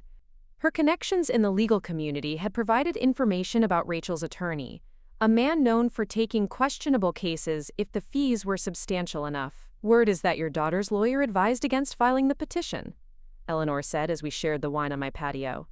"He told her the case was weak and likely to backfire. But she insisted, apparently convinced that you'd back down, rather than fight it in court. She doesn't know me as well as she thinks she does." "Most children don't really know their parents as individuals," Eleanor observed. "They know them as providers, caretakers, sources of support. It rarely occurs to them that their parents have inner lives, personal desires, or limits to their willingness to sacrifice." The court hearing was scheduled for March 15th. James assured me that we were well prepared, but I spent the intervening weeks settling into my new life with the determination of someone who had everything to gain and nothing left to lose. I joined the book club and discovered that my fellow residents were among the most interesting people I'd ever met. Eleanor had been a federal judge. Mary Patterson had been a pediatric surgeon. Dorothy Kim had built a successful architecture firm from scratch in the 1970s, when few women were accepted in the field. These were accomplished, intelligent women who had chosen to live at Seabreeze Gardens, not because they were failing, but because they wanted to spend their later years surrounded by peers who understood the value of independence and intellectual stimulation. For the first time in my adult life, I was part of a community where I was valued for who I was, rather than what I could provide. The garden club welcomed me enthusiastically, apparently delighted to have someone with actual gardening experience, rather than just theoretical interest. We planned a memorial garden for residents who had passed away, and I found myself designing flower beds and selecting plants with the same careful attention I'd once devoted to planning family celebrations that were rarely appreciated. Most surprisingly, I began volunteering at the Children's Hospital, reading to young patients and helping with art projects. The children were direct in the way only children can be, asking about my scars from heart surgery and telling me about their own medical adventures, without the awkwardness adults brought to discussions of illness and recovery. One little girl named Sophia, who was recovering from surgery to repair a congenital heart defect, told me that grandmothers were the best volunteers because they understood about being brave when you were scared. "My grandma says that being brave doesn't mean you're not afraid," Sophia confided as we worked on a painting together. "It means you do the right thing even when you're afraid." Her words stayed with me as March 15th approached. I wasn't unafraid of the court hearing, but I was determined to do the right thing regardless of my fear. The night before the hearing, Tyler called me. "Grandma, I wanted you to know that Emma and I will be at the courthouse tomorrow. Dad says we have to be there to support Mom, but really, we want to make sure you're okay." The loyalty of my grandchildren, despite everything their parents had told them, was one of the few bright spots in the entire legal ordeal. The hearing took place in a sterile courtroom that smelled of disinfectant and anxiety. Rachel sat at the plaintiff's table with her attorney, a thin man in an expensive suit who looked like he'd rather be anywhere else. She'd dressed conservatively, probably on her lawyer's advice, and kept her eyes downcast in what I assumed was supposed to convey humble concern for my welfare. Derek sat in the gallery behind her, flanked by Tyler and Emma, who looked uncomfortable and confused by the formal setting. Several of my new friends from Seabreeze Gardens had come to support me, filling the rows behind James's table with a show of solidarity that seemed to surprise Rachel's legal team. Judge Patricia Hernandez was a woman in her 60s, with silver hair and the no-nonsense demeanor of someone who had spent decades separating legal fact from family drama. She reviewed the case file thoroughly before calling the hearing to order. Rachel's attorney presented his case first, painting a picture of a beloved mother and grandmother whose recent cardiac event had triggered cognitive decline and poor judgment. He pointed to my decision to sell my house and move away from family as evidence of confusion and vulnerability to exploitation by commercial interests. "Your Honor," he said in the practiced tone of someone making an argument he didn't believe. Mrs. Smith's family is concerned that she's making irreversible decisions while under the influence of cardiac medications known to cause confusion and emotional instability. They seek only to protect her from financial predators and ensure that she receives appropriate care during her recovery. The presentation was skillfully crafted to make Rachel seem like a loving daughter trying to protect a vulnerable parent, but it had the hollow ring of words chosen for legal effect rather than emotional truth. Dr. Torres testified for nearly an hour, presenting her comprehensive evaluation of my mental competency and explaining in detail why my decision-making was not only rational but represented appropriate self-advocacy in response to a pattern of financial exploitation. Mrs. Smith demonstrates excellent cognitive function, clear reasoning ability, and appropriate emotional responses to challenging family dynamics, Dr. Torres told the court. Her decisions to relocate and restructure her estate are consistent with someone who has gained clarity about relationships that were not serving her well-being. James then presented evidence of the systematic financial exploitation I'd endured for years. Bank records showing thousands of dollars in transfers to Rachel's family. Documentation of my exclusion from family activities despite funding them. Medical records showing that I'd been hospitalized on Christmas Day while my family vacationed at a luxury resort. The picture that emerged was not of a confused elderly woman making irrational decisions, but of someone who had finally recognized a pattern of abuse and taken steps to protect herself. Your Honor, James said in his closing argument, this petition represents an attempt to regain control over assets that the petitioner has grown accustomed to accessing without restriction. Mrs. Smith's decision to assert her independence is not evidence of incompetence, it's evidence of wisdom gained through painful experience. Judge Hernandez asked Rachel to testify about her relationship with me and her concerns about my mental state. Under oath, Rachel painted a picture of herself as a devoted daughter who visited regularly, included me in family activities, and was devastated by my sudden personality change following my heart attack. But when James cross-examined her, the carefully constructed narrative began to unravel. Ms. Carson, when was the last time you visited your mother before her heart attack? Rachel hesitated. I visit regularly. I don't remember the exact date. According to your mother's calendar, your last visit before her hospitalization was October 15th, over 2 months earlier. Does that sound regular to you? We talk on the phone frequently. Your mother's phone records show 3 calls from you in November, all lasting less than 5 minutes, and all requesting financial assistance. Were those conversations focused on her well-being or your needs? James methodically dismantled Rachel's claims of devotion, presenting evidence of every financial request, every excluded invitation, every broken promise to visit or include me in family activities. Ms. Carson, your mother spent Christmas Day alone in the hospital while recovering from cardiac surgery. Where were you? We were in Aspen. We had plans that couldn't be changed. Plans that were more important than being with your mother during a medical crisis? The doctors said she was stable. She didn't need us there. Did you ask her if she needed you there? Rachel's face flushed red. She understood that we had commitments. What commitments could be more important than supporting your mother during recovery from life-threatening surgery? Rachel had no good answer, because there wasn't one.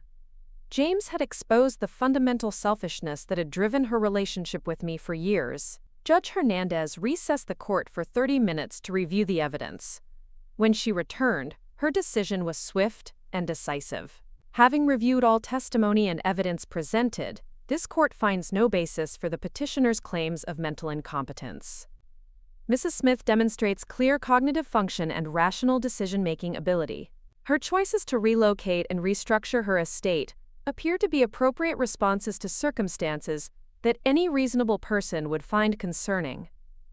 The judge paused, looking directly at Rachel with an expression that suggested personal distaste for the entire proceeding.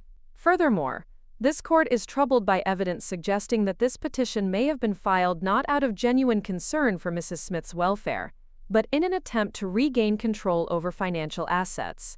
The petitioner's history of making substantial financial demands while providing minimal emotional support raises serious questions about her motivations. Judge Hernandez denied the petition completely and ordered Rachel to pay all court costs, including my legal fees. The final blow came when she added a restraining order preventing Rachel from filing any future competency petitions without compelling new evidence of mental decline. Mrs. Smith has the right to live her life according to her own choices and values, Judge Hernandez concluded. This court will not allow that right to be challenged again without substantial justification. As we left the courthouse, Rachel attempted to approach me, but James interceded, reminding her of the restraining order's provisions.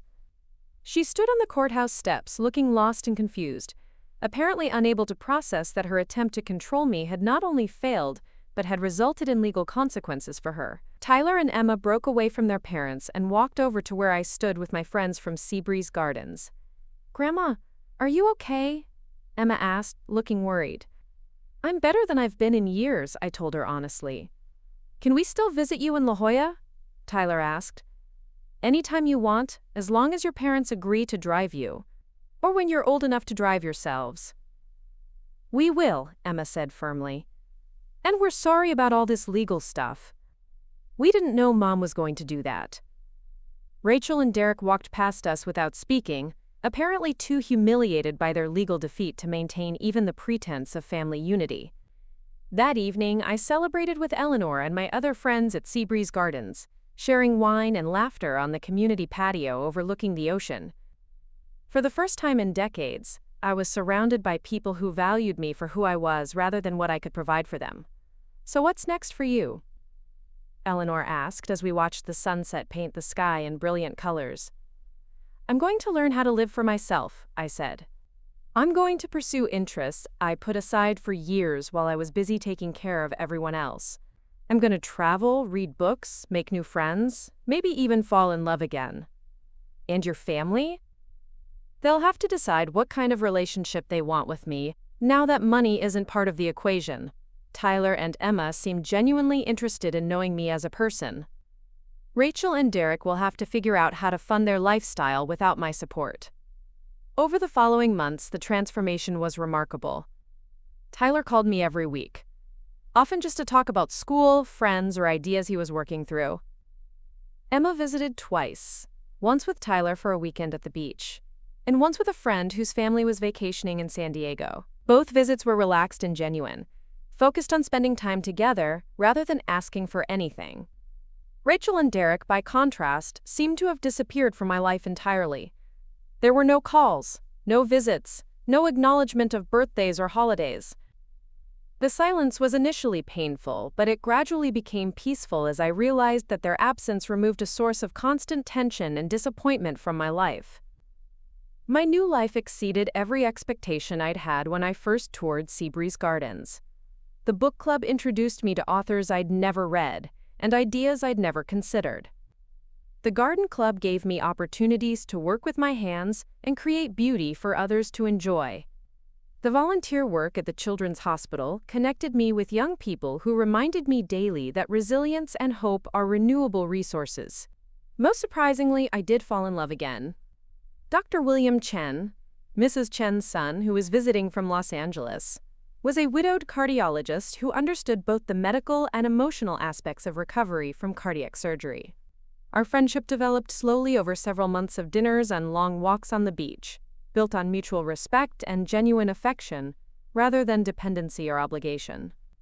When I told Tyler about William during one of our weekly phone calls, his response was characteristically direct. "Does he make you happy, Grandma?" "He does." "Then I'm happy for you. You deserve to be with someone who appreciates you." The wisdom of my 16-year-old grandson sometimes took my breath away. 1 year after the court hearing, I received a letter from Rachel. The envelope bore her familiar handwriting, and for a moment, my heart raced with hope that she had finally recognized the harm she'd caused and wanted to repair our relationship. The letter was 2 pages long, written in Rachel's careful script, and it was both heartbreaking and illuminating. "Mom," it began, "I've been thinking a lot about everything that happened last year, and I wanted you to know that I'm sorry, not for trying to protect you, because I still think you were making decisions that weren't in your best interest, but for the way I went about it." The letter continued in that vein, offering apologies that were undermined by justifications, expressions of love that were contradicted by blame. Rachel was sorry for the legal battle, but not for the attitudes that had prompted it. She missed me but couldn't understand why I'd chosen to distance myself from family. She wanted to rebuild our relationship but on the same terms that had driven me away in the first place. The letter ended with a request that felt both familiar and foreign. If you're willing to put this behind us and move forward, Derek and I would like to invite you to Tyler's graduation party. We're planning a big celebration, and it wouldn't be the same without you. Of course, we'd need help with the costs since everything is so expensive now, but I know you'd want to contribute to your grandson's special day. Even in what was supposedly an olive branch, Rachel couldn't resist asking for money. I read the letter twice, then set it aside and walked out onto my patio where William was reading the morning paper and enjoying his coffee. The ocean stretched endlessly before us, sparkling in the early sunlight, reminding me daily that the world was vast and full of possibilities for those brave enough to explore them. "Letter from Rachel?" William asked, looking up from his paper. "Yes. She wants to reconcile, but only if I agree to go back to funding their lifestyle." William reached over and took my hand, his touch warm and comforting in the way that love should be. "What will you tell her?" I thought about Tyler's graduation, about Emma's upcoming 8th grade promotion, about the milestones and celebrations I would miss if I maintained my distance from Rachel's family. I thought about the financial security Rachel and Derek would lose without my support, and the adjustments they would have to make to live within their actual means. But mostly I thought about the woman I had become over the past year. Someone who was valued for her mind, her companionship, her contributions to causes she cared about. Someone who woke up each morning excited about the day ahead, rather than anxious about who might need something from her. Someone who was loved for who she was, rather than what she could provide. "I'll send Tyler and Emma graduation gifts directly," I said finally. "But I won't go back to being the family ATM. Rachel can plan her son's party with her own resources." William smiled and squeezed my hand. "The children will understand. And if they don't now, they will when they're older and wiser." That afternoon, I wrote responses to both Rachel and Tyler. Rachel's letter was brief and kind but firm. I wished her family well, but I would not be resuming my role as their financial support system. I would always love her, but I had learned to love myself as well, and that meant maintaining boundaries that protected my well-being. Tyler's letter was longer and warmer, congratulating him on his graduation and expressing my pride in the thoughtful, independent young man he was becoming. I enclosed a check for a modest amount, enough to show my love but not enough to create expectations about future support. "I'm proud of you for earning your way through high school," I wrote, "and I know you'll continue to work hard for the things you want in life. Character is built through effort, not inheritance, and you're developing into someone with excellent character." 6 months later, Tyler surprised me by driving to La Jolla himself, having saved money for a used car by working part-time at a local restaurant. Emma came with him, both of them excited to show me their independence, and to meet William, who charmed them with stories about his own grandchildren and his work at the Children's Hospital. "Mom and Dad are really struggling financially," Tyler told me during a private moment while Emma was exploring the garden with William. "Dad had to take a lower-paying job, and Mom's talking about going back to work." "How do you feel about that?" I asked. "Honestly, I think it's probably good for them. They were getting pretty entitled about your money, expecting you to pay for everything they wanted. Now they have to make choices about what's really important." "And what about you and Emma? Are you struggling too?" Tyler shrugged with the resilience of youth. "We have to be more careful about spending, and I'm working more hours to save for college. But it's not that bad. Kids at school who work for their spending money seem more appreciative of what they have." As I watched Tyler and Emma that weekend, laughing with William, exploring the tide pools, and helping me prepare dinner in my small kitchen, I realized that removing unlimited financial support from their lives had given them something more valuable: the opportunity to develop self-reliance, gratitude, and genuine relationships based on affection rather than transaction. 2 years after moving to La Jolla, I received an unexpected phone call from Derek. His voice was subdued, lacking the aggressive confidence that had characterized our last confrontation. "Margaret, I wanted to let you know that Rachel and I are getting divorced." The news shouldn't have surprised me, but it did. Rachel and Derek had seemed united in their approach to exploiting my generosity, and I hadn't considered that their partnership might not survive the loss of external financial support. "I'm sorry to hear that," I said, and I meant it. Whatever my feelings about their treatment of me, The dissolution of a marriage was always painful for everyone involved. We're fighting about custody and money, and Rachel's lawyer says she might try to claim that you have a moral obligation to support Tyler and Emma, since they're your grandchildren. Derek, I've already provided education trusts for both children that will pay for their college tuition. Beyond that, I have no legal or moral obligation to fund their upbringing. That's their parents' responsibility. I know that, Derek said quickly. I'm not calling to ask for money. I'm calling to apologize. The word hung in the air between us, unexpected and genuine, in a way that Derek's previous communications had never been. I've been thinking about everything that happened, and I realize we treated you terribly. We took advantage of your generosity and then tried to legally force you to continue enabling our lifestyle when you finally stood up for yourself. I'm ashamed of my behavior. The apology was more than I'd ever expected from Derek, and it touched something in my heart that I'd thought was permanently closed to him. I appreciate you saying that, Derek. It takes courage to acknowledge when we've been wrong. Rachel doesn't see it that way. She still thinks you abandoned the family and that you owe us support, but I've realized that we abandoned you long before you ever left us. We talked for another 20 minutes, and Derek told me about the adjustments he was making to live within his actual income, the part-time job Rachel had taken, and the family counseling they'd tried before deciding to divorce. The counselor said we'd built our entire relationship around managing external resources rather than caring for each other, Derek admitted. When your support disappeared, we discovered we didn't really have much else holding us together. Before ending the call, Derek asked if he could bring Tyler and Emma to visit me during his next custody weekend. Not to ask for anything, he clarified. Just to let them spend time with their grandmother. That visit, and several others that followed, began a gradual rebuilding of my relationship with Derek. Without the pressure of financial expectations, he was able to relate to me as a person rather than a resource. He was humbler, more attentive, genuinely interested in my life at Seabreeze Gardens rather than focused on what I could provide for his. Rachel never called, never visited, never acknowledged my birthday or holidays. According to Tyler, she had remarried within a year of her divorce and moved to Arizona with her new husband, apparently starting fresh with someone who hadn't learned to expect unlimited financial support.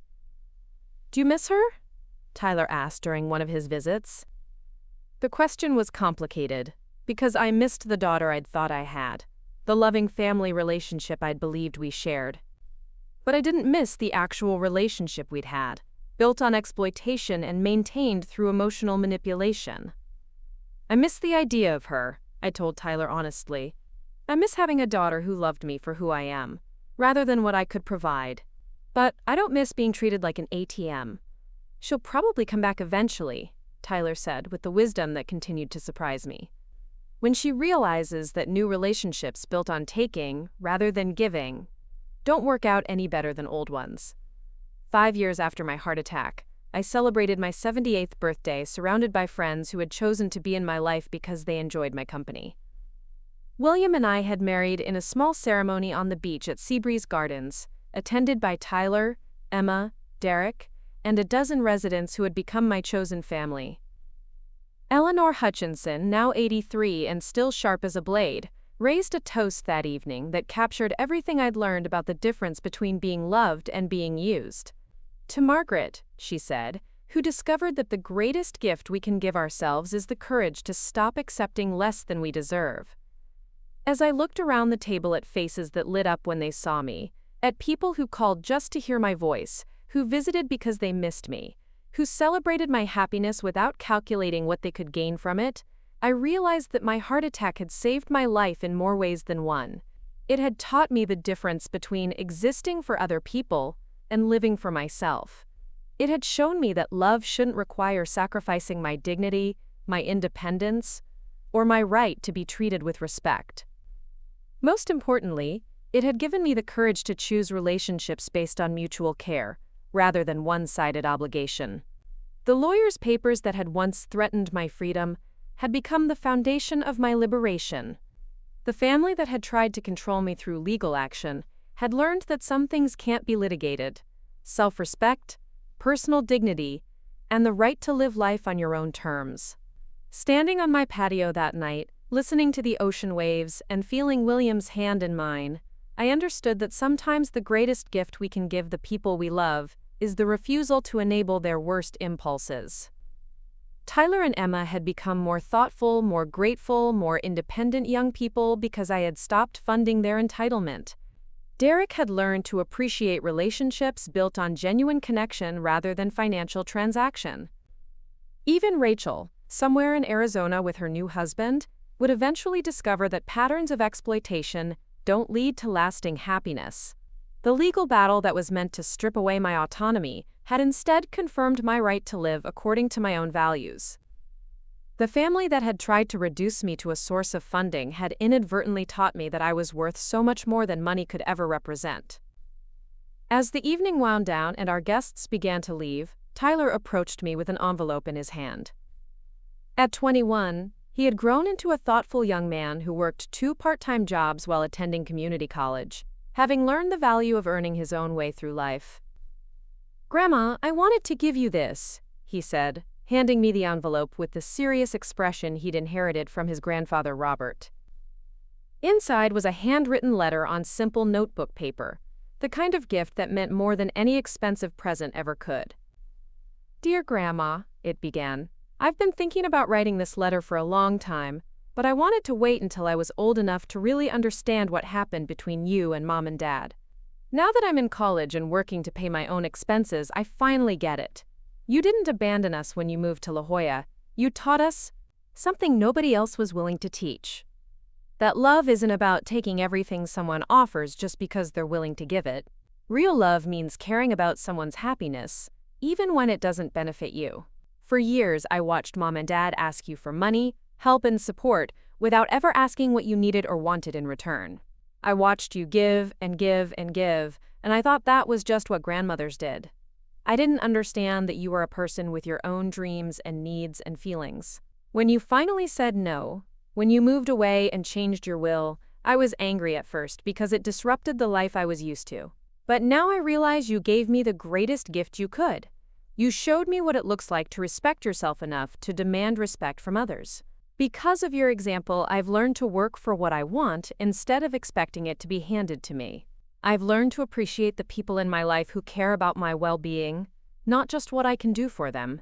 I've learned that real relationships require effort from both people, not just one person giving while the other takes.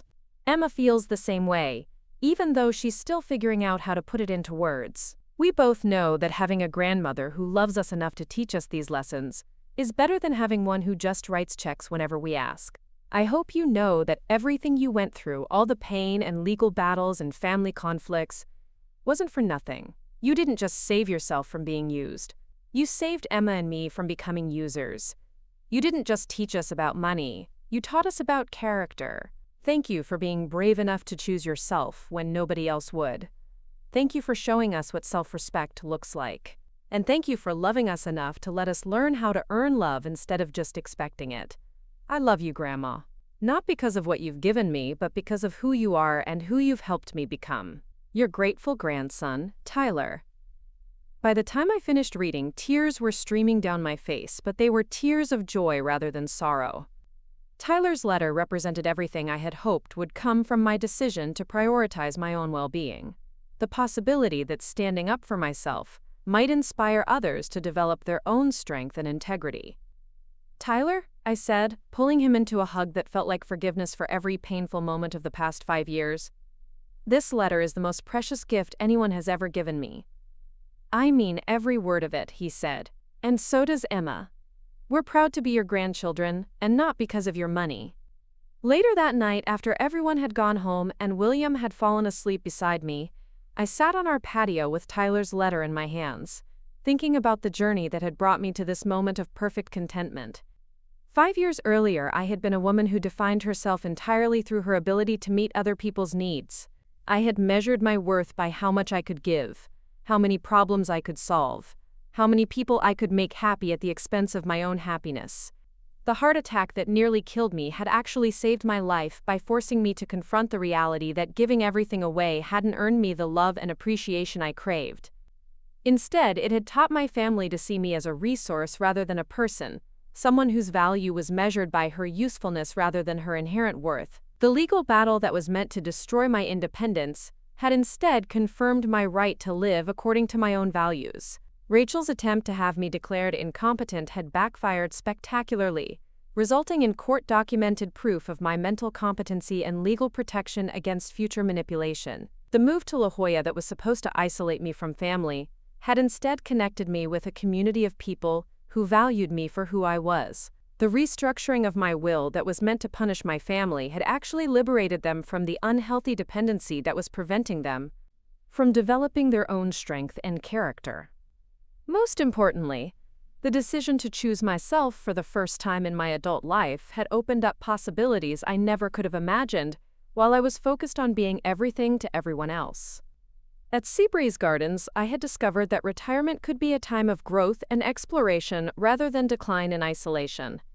I had learned new skills, developed new interests, and formed friendships based on mutual respect and shared enthusiasm for life.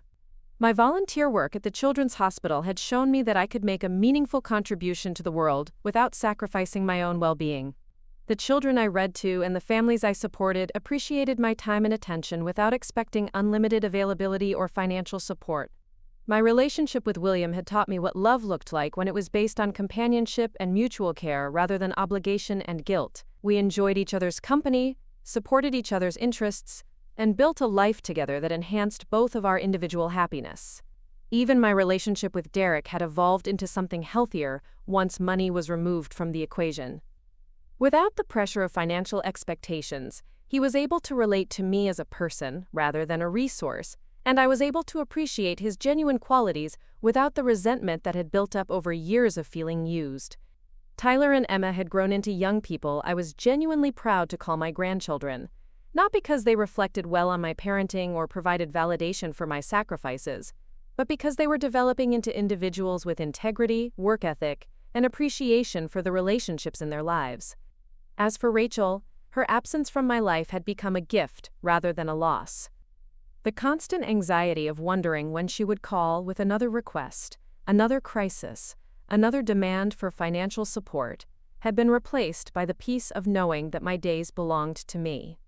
I no longer woke up each morning wondering who would need something from me, or how I could rearrange my schedule to accommodate someone else's emergency. Instead, I woke up excited about my own plans, my own interests, my own relationships with people who had chosen to be in my life because they enjoyed my company. The money I had once spent funding other people's lifestyles was now supporting causes I cared about and experiences that brought me joy. The Heart Disease Research Foundation I supported was making progress toward treatments that could prevent other families from experiencing the fear and crisis we had faced. The women's shelter I funded was helping other women escape situations where they were valued only for what they could provide. The Children's Hospital, where I volunteered, had used my donations to create a garden where young patients and their families could find moments of peace during difficult treatments. Every time I saw children playing in that garden, I was reminded that money used to create joy and healing was infinitely more satisfying than money used to enable entitlement. My estate plan now reflected my actual values rather than my family's expectations. The organizations that would inherit my assets were chosen because they aligned with my beliefs about making the world better, not because they shared my DNA or had learned to manipulate my emotions. Tyler and Emma would receive their education trusts, enough to give them a good start in life without robbing them of the satisfaction that comes from earning their own success. Derek would be welcome in my life as long as he continued to treat me with respect and genuine affection. Rachel could return to my life if she ever learned to offer love without expectation of financial return.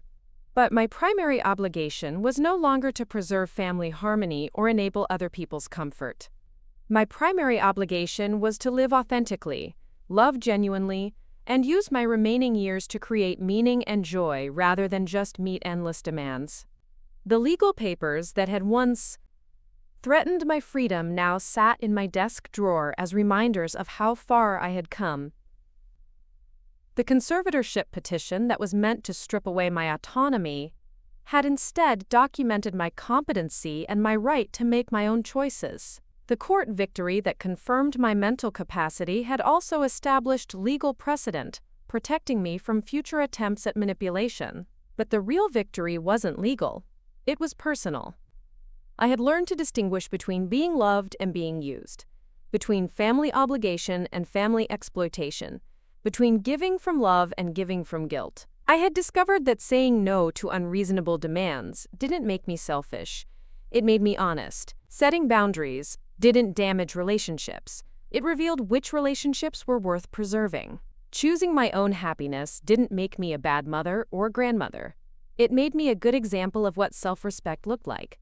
Most importantly, I had learned that it's never too late to start living for yourself. At 78, I was having the most fulfilling years of my life, surrounded by people who appreciated me, engaged in activities that mattered to me, and contributing to causes that reflected my values. The heart attack that nearly ended my life had instead begun it. The family crisis that threatened to destroy me had instead liberated me. The legal battle that was meant to control me had instead confirmed my freedom. As I sat on my patio that night, listening to the ocean waves and feeling gratitude for every choice that had brought me to this moment, I understood that sometimes the greatest gift we can give ourselves is the courage to disappoint people who have taken our compliance for granted. Sometimes love means saying no. Sometimes family means setting boundaries. Sometimes the most generous thing we can do is stop enabling other people's worst impulses and start modeling what self-respect looks like.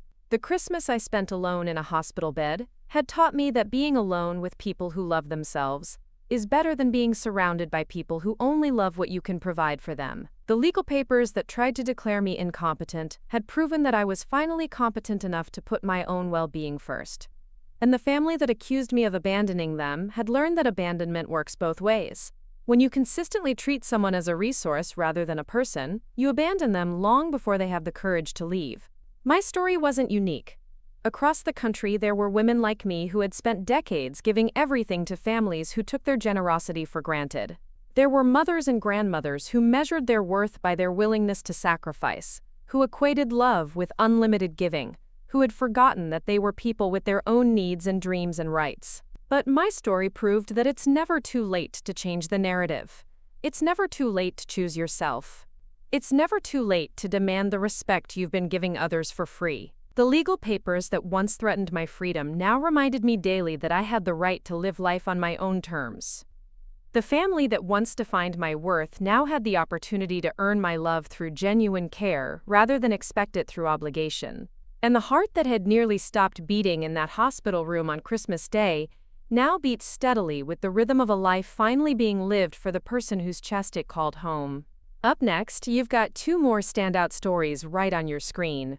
If this one hit the mark, you won't want to pass these up. Just click and check them out.